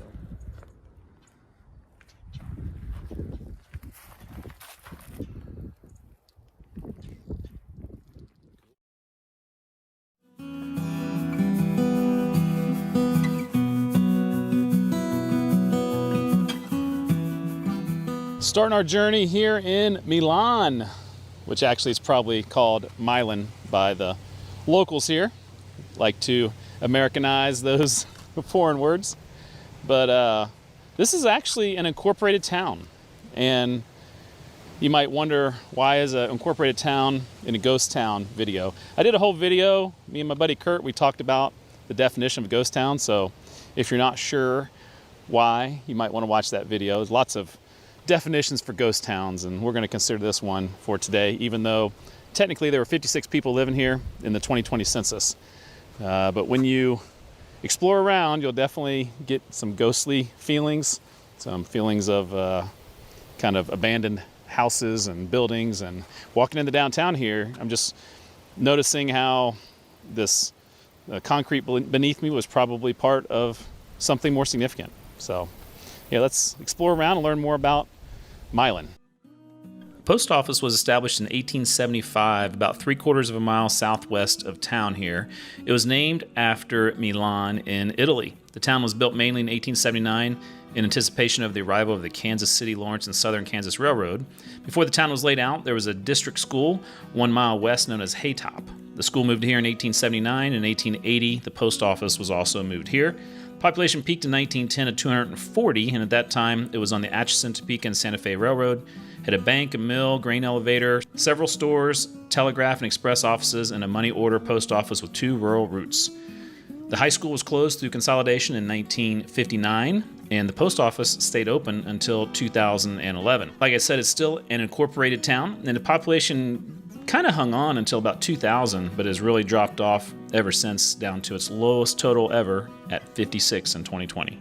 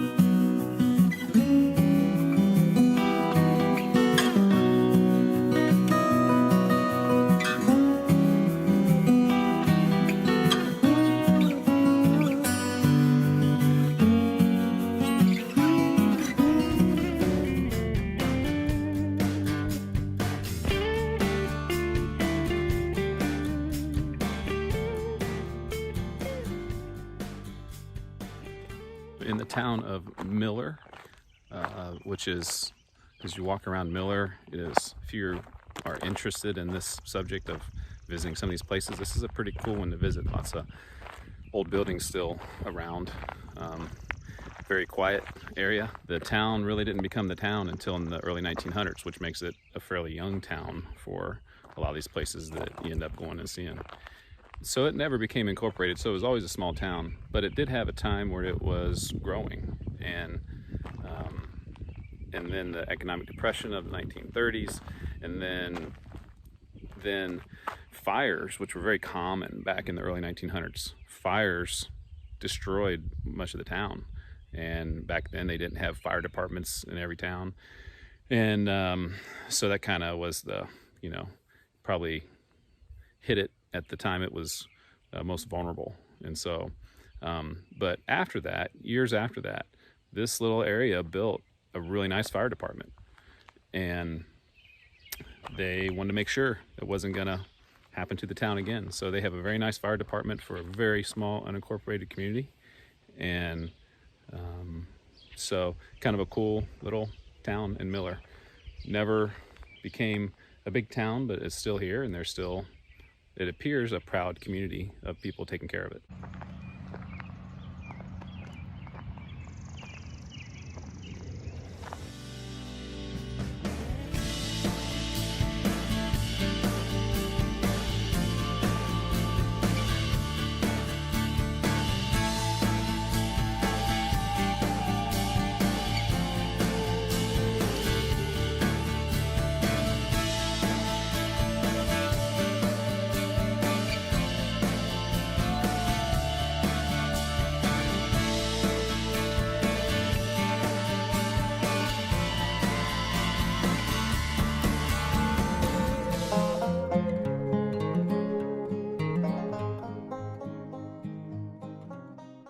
I couldn't find much about the town of Mingona, except it had a post office for a short period of time. It was at least big enough for that. I think this is the general area, and all I can find is there's this old ramshackle building of some sort.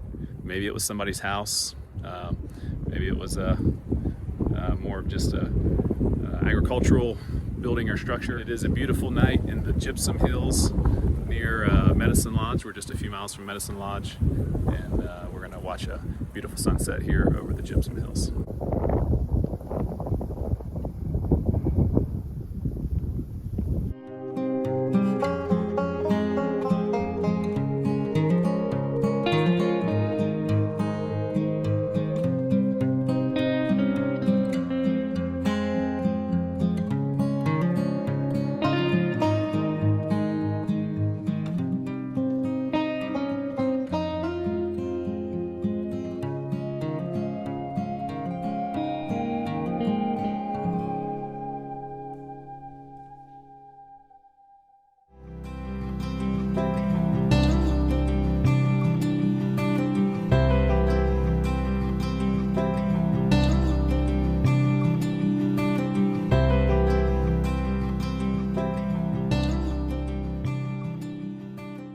Morse, Kansas, also on some maps it was known as Morris, but M-O-R-S-E, Kansas, is a ghost town that's actually in the southern part of Overland Park.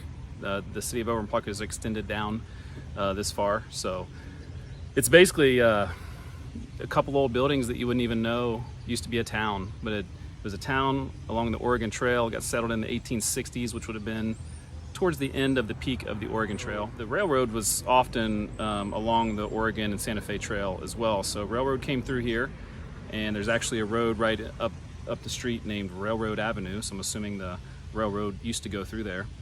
And so that created some business here, created some opportunities for people to move here. And it was never a big town, maybe 100 or so people. Eventually it just kind of got overtaken by the greater Kansas City area.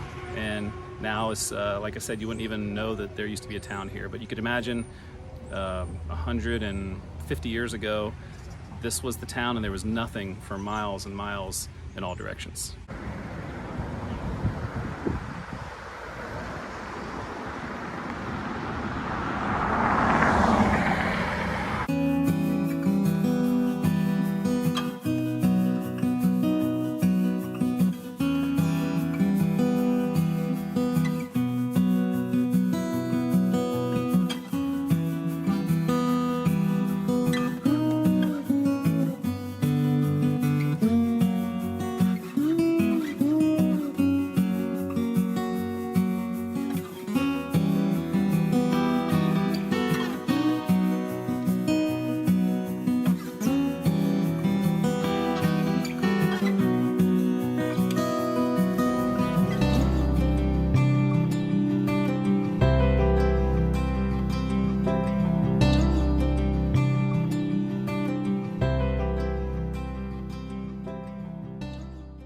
This is Oil Hill, which is just on the outskirts of El Dorado, Kansas.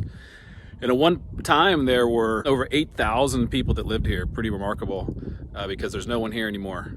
And big oil boom in Kansas. This was kind of one of the major places where it happened, and people moved here to work for the companies that worked these oil fields, and it was called a company town. So everybody that lived here worked for, you know, the oil, worked in the oil industry for these companies. So a couple of abandoned buildings like the one behind me that we'll go into and show you around, but pretty remarkable that there were thousands and thousands of people in this area.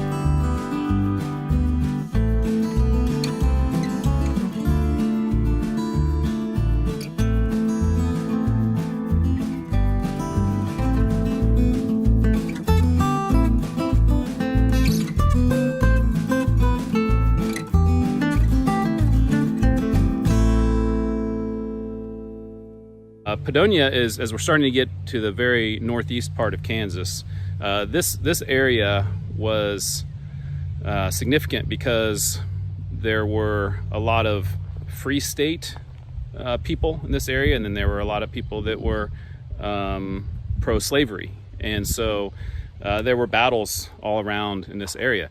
And Padonia was one of 3 towns that were started around the same time, but the only one that kind of survived of any significance, and it's a little bit left here. But they battled fellow towns and maybe people from Missouri that were pro-slavery back and forth, even before the Civil War and then after the Civil War. So there were some significant, probably, lives lost here, and thus we're in the cemetery of Padonia. And if you look around, it's pretty interesting because much older, especially than some of the previous ghost towns in the southern part of the state. You see some 1700s in terms of the people when people were born. Padonia's got a railroad that goes still right through the town here, and quite a bit of, it looks like, agricultural business going on. So a couple interesting buildings. So definitely glad I was able to drive through Padonia and check it out.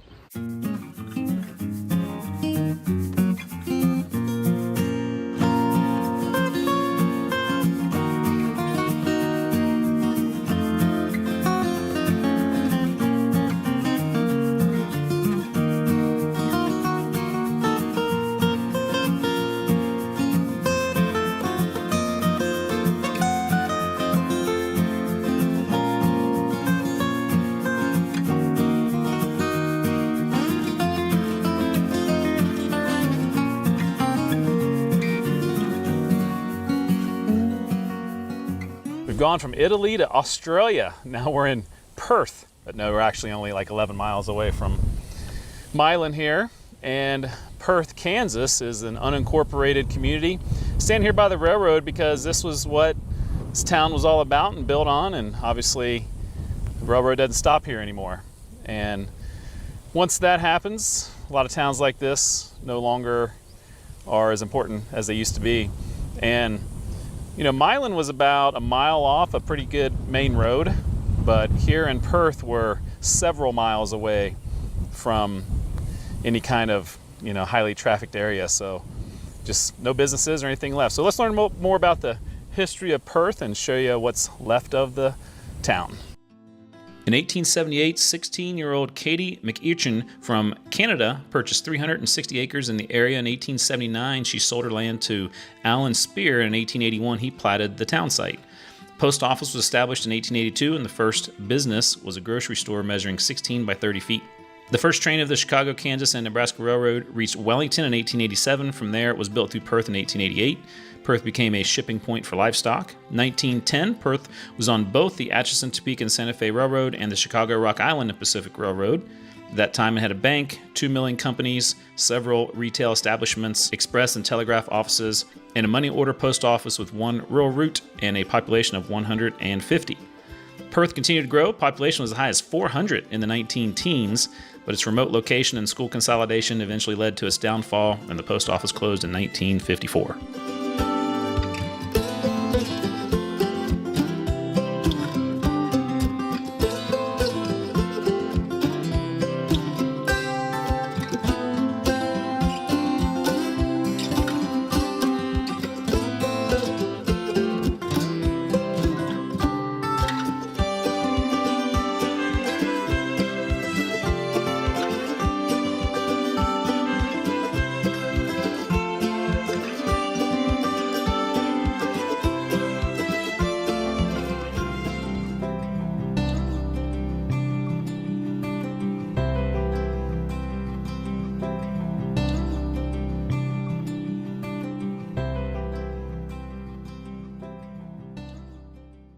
So I'm standing here on the railroad tracks that are right next to the town of Peterton. We're actually in the town of Peterton, I guess you'd say. And they are really important. They're here for a reason, and very important to what happened for the growth of this town, and then why it disappeared. So the railroads needed coal, and this town became a mining town for coal. And they built a railroad right through the town, so they could get to coal, to basically Topeka, and to the larger cities to get to the railroads. And so through the late 1800s, Peterton had a boom, you could say, and most everyone who lived here were miners. And then as that declined into the 1900s, and then the town, the miners started moving to other places where there was work, and Peterton became mostly an agricultural area. And then when the Great Depression hit in the 1930s, that pretty much was the end of Peterton. Now, as you drive around or walk around, there's only a few kind of farmhouses here and the railroad. So the railroad obviously looks like it's still active and runs right next to Peterton. We're about a mile or so down a dirt road off the main road, so there's really no reason for anyone to come to Peterton anymore, except it is a kind of another beautiful little agricultural area that used to have quite a few more people than there is now.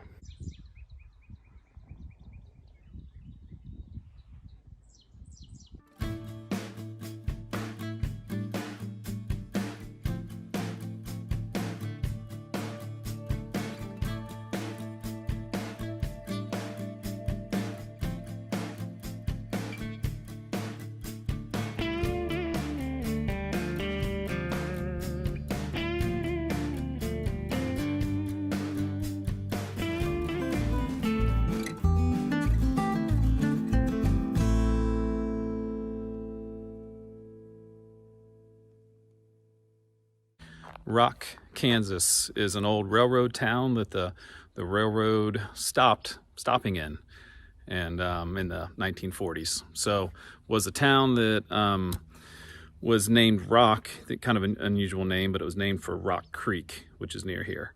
And so the town of Rock, hard to know. It's hard to really tell how many people used to live here.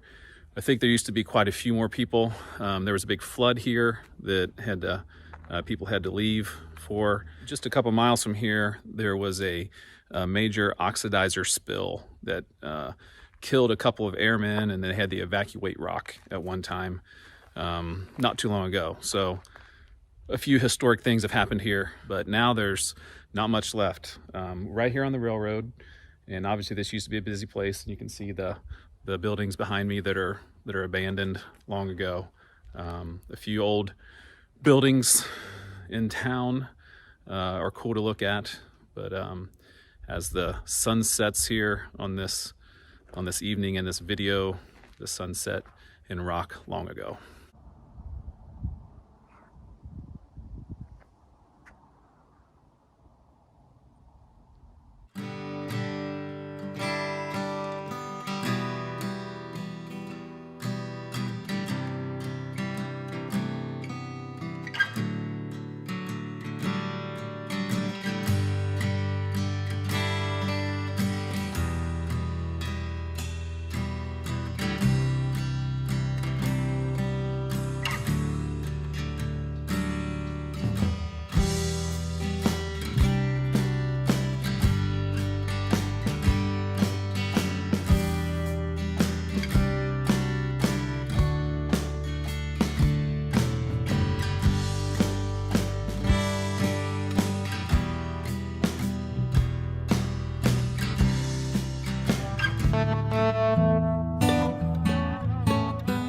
Well, we made it around to Rome. Welcome to Rome, Kansas. Now, there's actually a couple of Romes. There's another Rome up in Ellis County, and then there's one here in Sumner. And it's had a post office for a few decades, but not much of a significant community. You can see a few things. There's obviously the railroad here, and there's it's still active elevator and business, and then there's an old building and a couple houses, and then some houses kind of abandoned in trees. But that's about it here in Rome. Rome has always been a small community here in Sumner County. It's located on the Atchison, Topeka, and Santa Fe Railroad. We're 8 miles south of the county seat of Wellington. The post office was opened in 1874 and remained open until 1933. In 1910, the population was 82.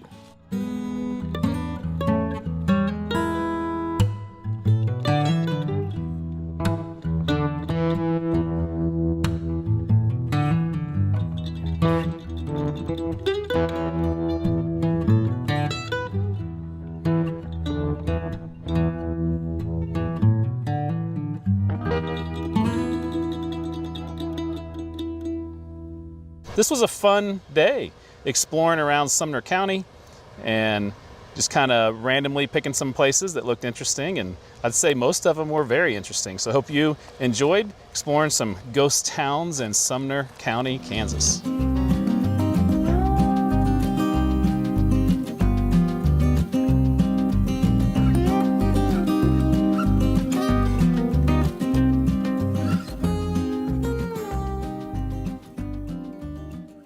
Final stop of the day.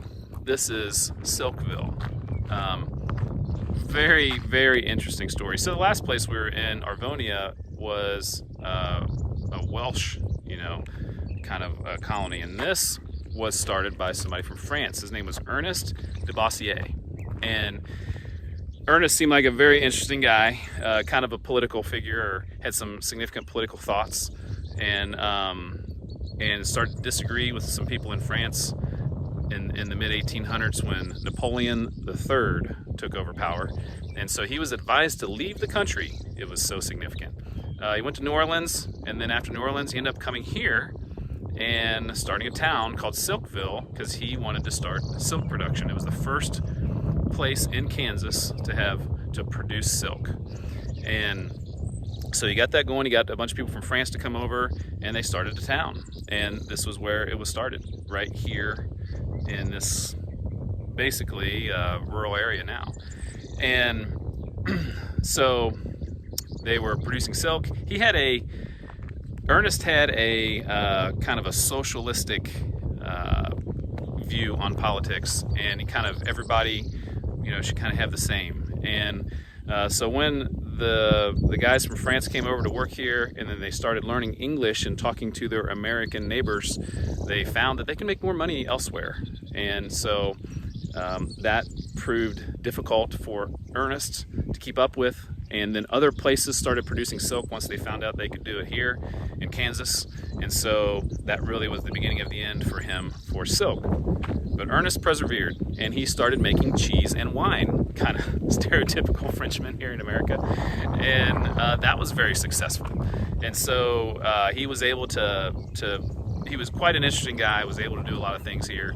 And then he got into his 80s and he decided he'd had enough of this. He wants to move back to France.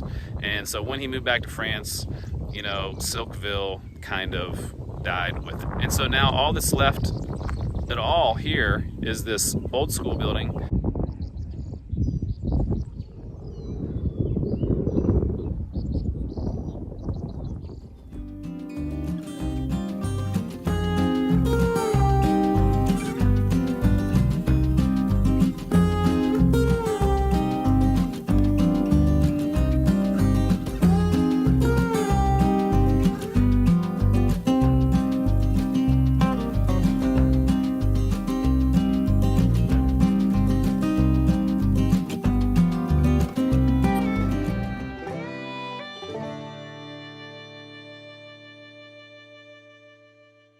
Sitka had a little more success than some of these other towns. They had a railroad near here. They had a really large stockyard, and so they had, even their reach went even into Oklahoma with some of the business that they did. And so the decline of Sitka to what it is today, which is very little, was a result of other towns kind of taking away, a little business here and there. And then in the 1950s, a huge fire wiped out, damaged most of the town, and I guess most of the important businesses. And back then, rural area, we were very far out in a rural area. Wooden structures caught fire, and there wasn't a fire department close, and so they were pretty much, they couldn't do much about that. And then, so they didn't really recover from that. And now today, all that's left, obviously, there's this grain elevator here that I think maybe is still getting some use, and then one or maybe one other structure. There's some foundations along the road. You can kind of walk right down the main street and see the sidewalk, and you can see where there were buildings off to the side, and it's pretty interesting to see where the town used to be.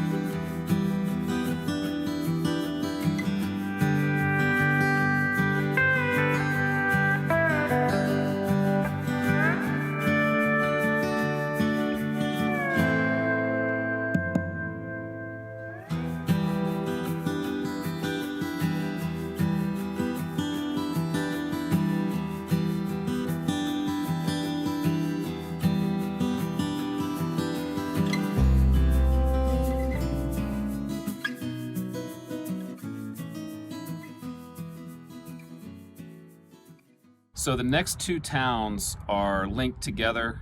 They were linked together in the 1880s when they started, and historically they're still linked together, and it's Springfield and Fargo Springs. And they're only 3 miles apart, and there's nothing remaining for either town. Both of them were abandoned in the late 1890s. So we are in Seward County, and towns were started, and towns were trying to gain control of areas and get support, and it being the county seat was a very important deal. Here in Seward County, Fargo Springs and Springfield were the two that were battling for the county seat. And in the 1886 election, Fargo Springs won the election. Springfield thought that it was a fraudulent election, and so there was immediately some bad blood between the two towns. They had another election the next year, and Fargo Springs won, but Springfield contested all the way to the Kansas Supreme Court. Eventually they won that, and Springfield became the county seat.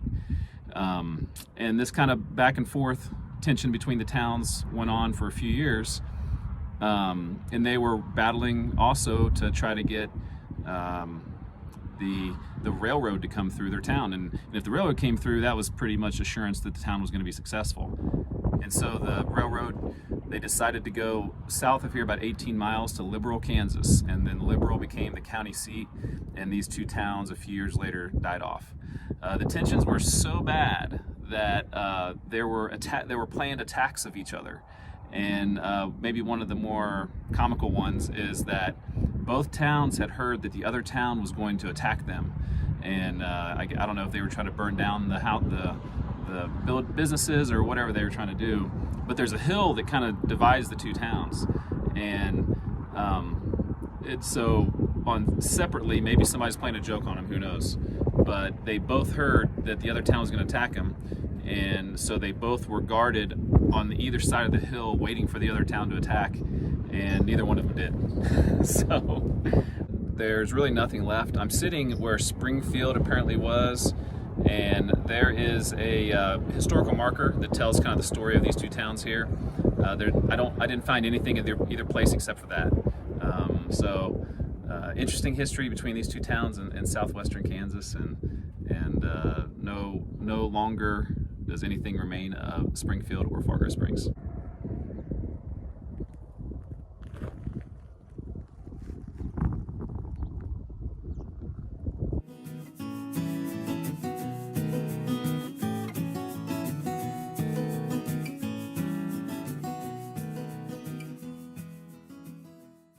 It's hard to figure out, but I think this is the approximate location of Fargo Springs.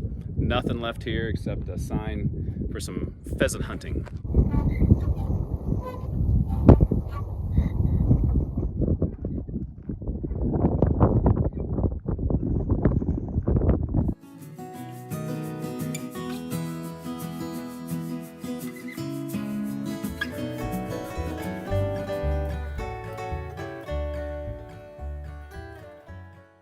Sun City was a much larger town. It had 1,500 people, I think, near the turn of the century, and was a very popular place. It actually had one of the largest independent rodeos in the entire United States here. And over time, just the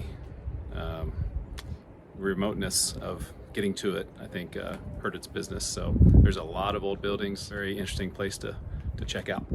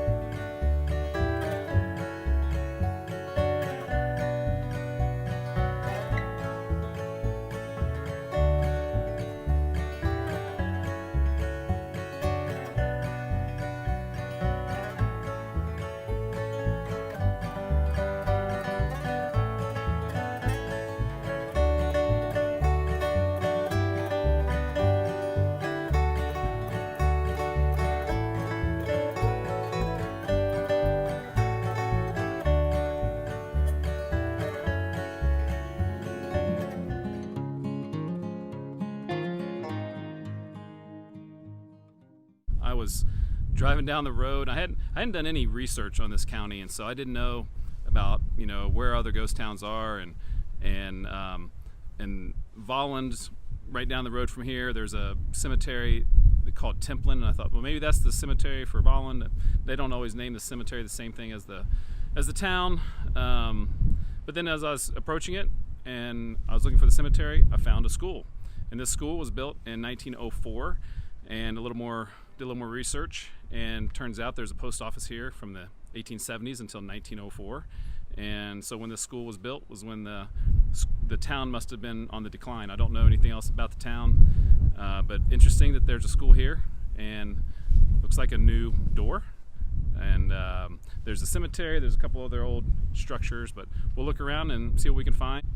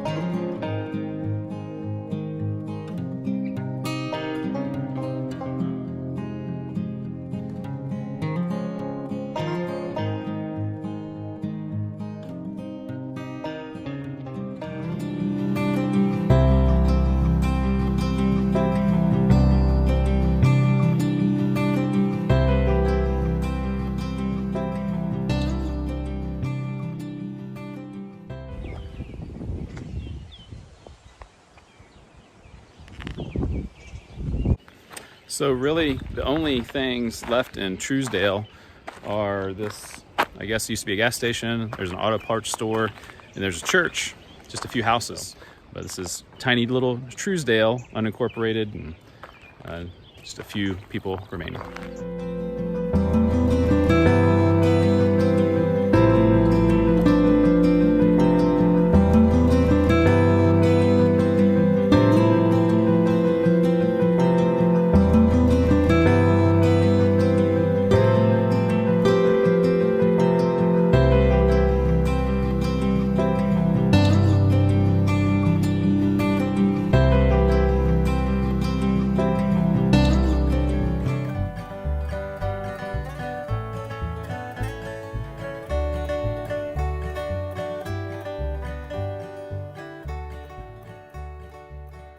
This is a kind of unique ghost town.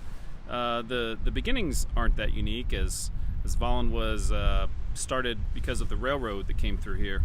I'm sitting in front of this two-story brick building, which was built in 1913. The original store that was set up near the railroad is right in front of us, built, you know, just a few years after the railroad was started. They have a little bit of a area there showing, I think, where it used to be.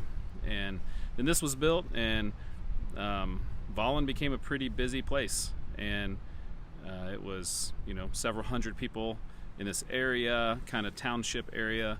And there's the store here, and it, you know, people came to it's kind of the center of the rural community here, so they would get a lot of people between the railroad and people that lived here coming by, and it was a bustling little community. And then the Depression came and hit, and then World War II was difficult because some of the people left here to get jobs in cities for the war effort, and then by 1950 things seemed to be really, you know, on a downward trend, and it became a ghost town, and no one lived here. And And then recently there's been an effort to preserve and reconstruct some things. This building now, I kind of peeked in. It has an art gallery inside of it. It has a loft, so people, somebody could live here or rent it, I'm assuming. There's, just down the road, there's a schoolhouse that looks like it's been restored somewhat. And so, kind of an interesting area to visit. It's very quiet, pretty cool little town, and interesting history. And it's neat that they have preserved the history so that people can come and see maybe a little glimpse of what Ballin used to be.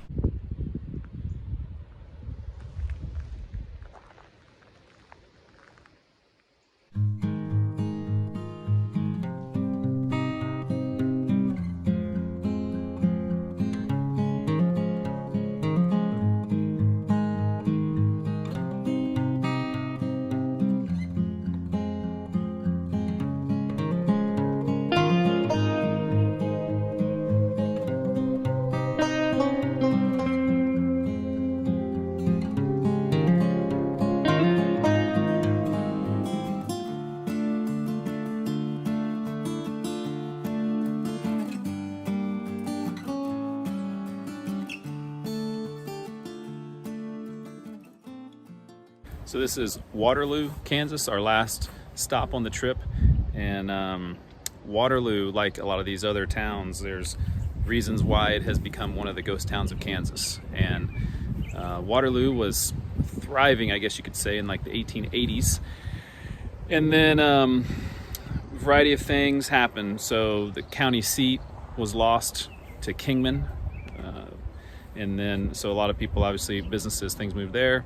And then the main highway, 54, that goes right into Wichita, it's not far from here, missed this town by about half a mile.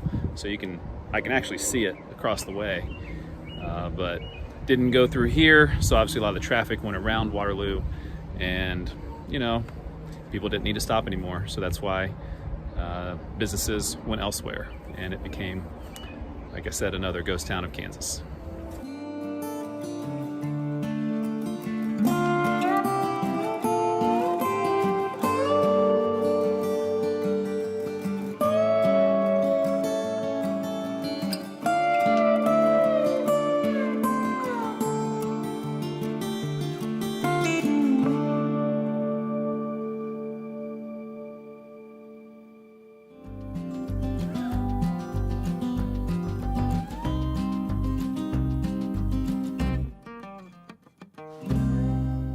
From Mount Mitchell, just a few miles to the west, down the road here, is Wabaunsee, and very interesting history here, and some interesting things to see.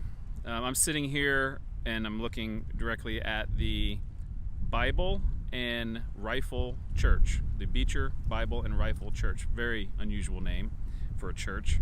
And the story goes is there was an abolitionist preacher named Henry Ward Beecher, and he was, very against slavery. And so there was a group of immigrants from Connecticut that moved out here, and they formed this community, Wabaunsee. Mr. Beecher sent crates of rifles marked Beecher's Bibles out here, and so it was able to get through the kind of pro-slavery areas from east heading out to the west, and then they were able to defend themselves and even actually join other militias to fight for their anti-slavery beliefs. So it became the county seat of Wabaunsee County for a time, and then that was transferred over to Aulne, which is not too far down the road, after the Civil War. And so what's left besides this church, which is a very interesting story, obviously, and well kept. It looks like they still have services here regularly. There are a few other old buildings, and there's a community of people that still live here. So definitely not an abandoned town, but a very interesting history. One that was, this was a stop kind of on the Underground Railroad in Kansas, so it was kind of a safe place as you were trying to navigate your way through those definitely trying times.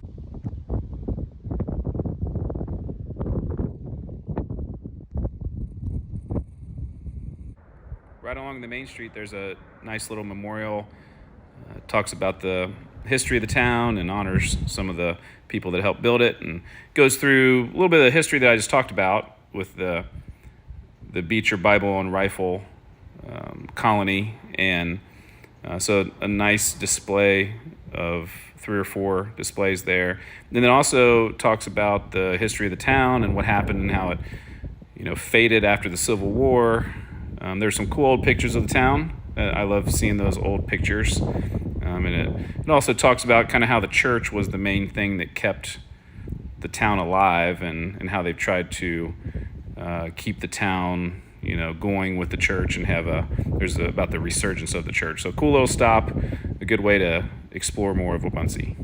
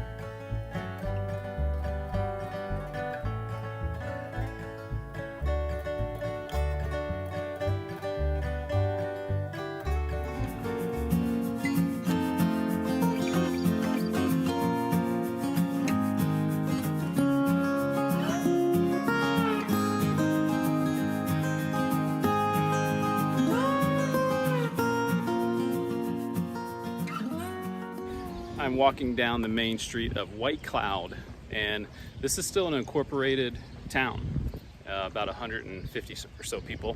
Used to be 10 times that large, and you can see why. It's right on the Missouri River, and this was a place where, as people were coming west, it was one of the last places of, you could call it sophistication, until you got to the Wild West. So White Cloud was kind of a destination place, and you can see all the old buildings are still here. It is a very cool place to check out. A lot of these towns I go to are not really worth visiting unless you're really into things, but this is one you want to come see.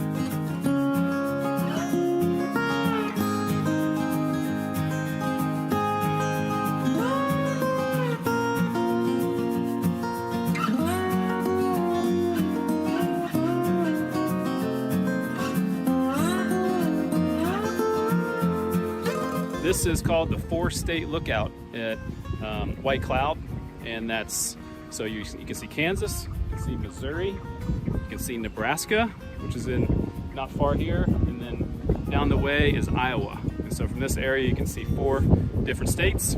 Not stand on 4 different states at the same time, but you can actually see 4 states. It's kind of a unique attraction at White Cloud.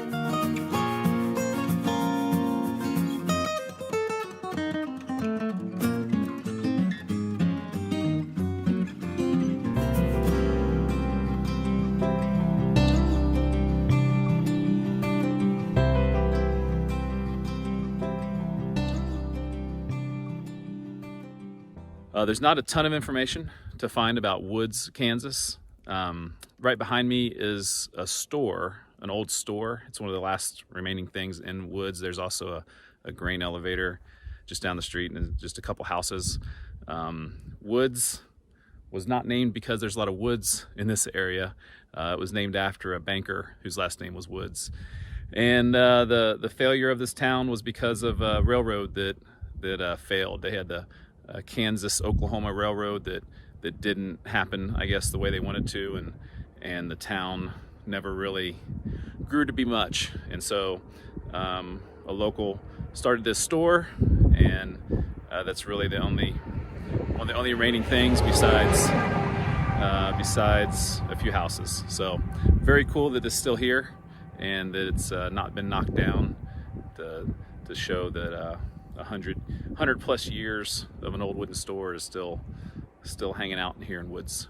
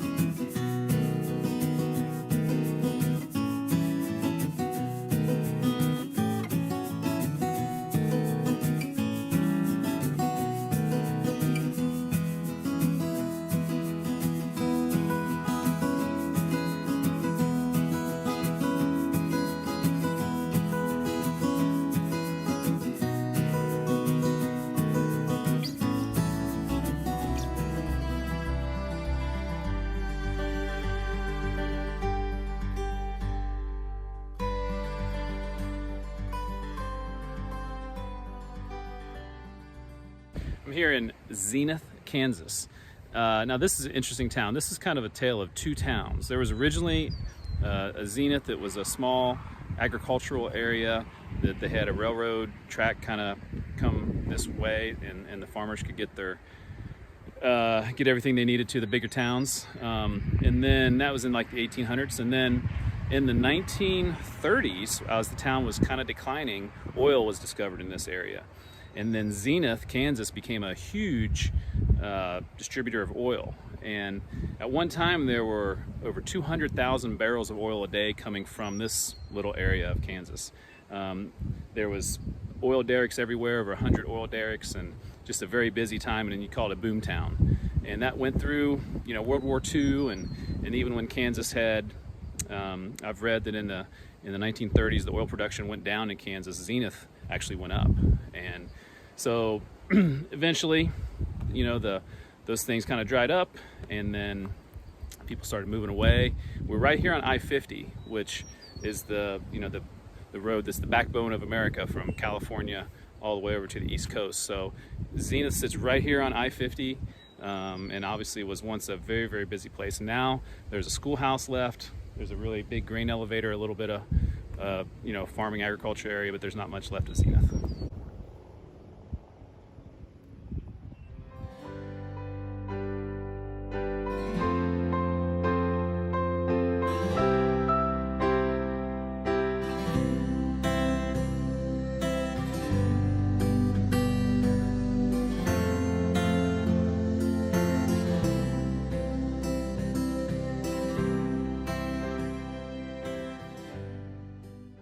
Hey, thanks for making it all the way to the end of that video. And since you're here, let me tell you a little bit more about the extras on the channel. One of the first things you can do is become a member. There are 3 levels of support. There's supporter, producer, and executive producer levels. All 3 have different levels of fun incentives and perks. If you haven't done so, please check out travelwiththewiseguy.com. There are lots of extras on there to explore. One of them is merchandise. We have Travel with the Wise Guy coffee mugs, Death Go Round t-shirts, hoodies, hats, and all sorts of fun things to show your support of this channel. Also on the website is a custom Google map. I've dropped pins in every place I've visited and linked the episode to each location. This seems to be a very popular feature for many of you. Also, sign up for my free newsletter that goes out about once a month. There are all sorts of links and tidbits on this page, old videos, podcasts, and just about everything I can think of I throw on the website. Get all that information on travelwiththewiseguy.com.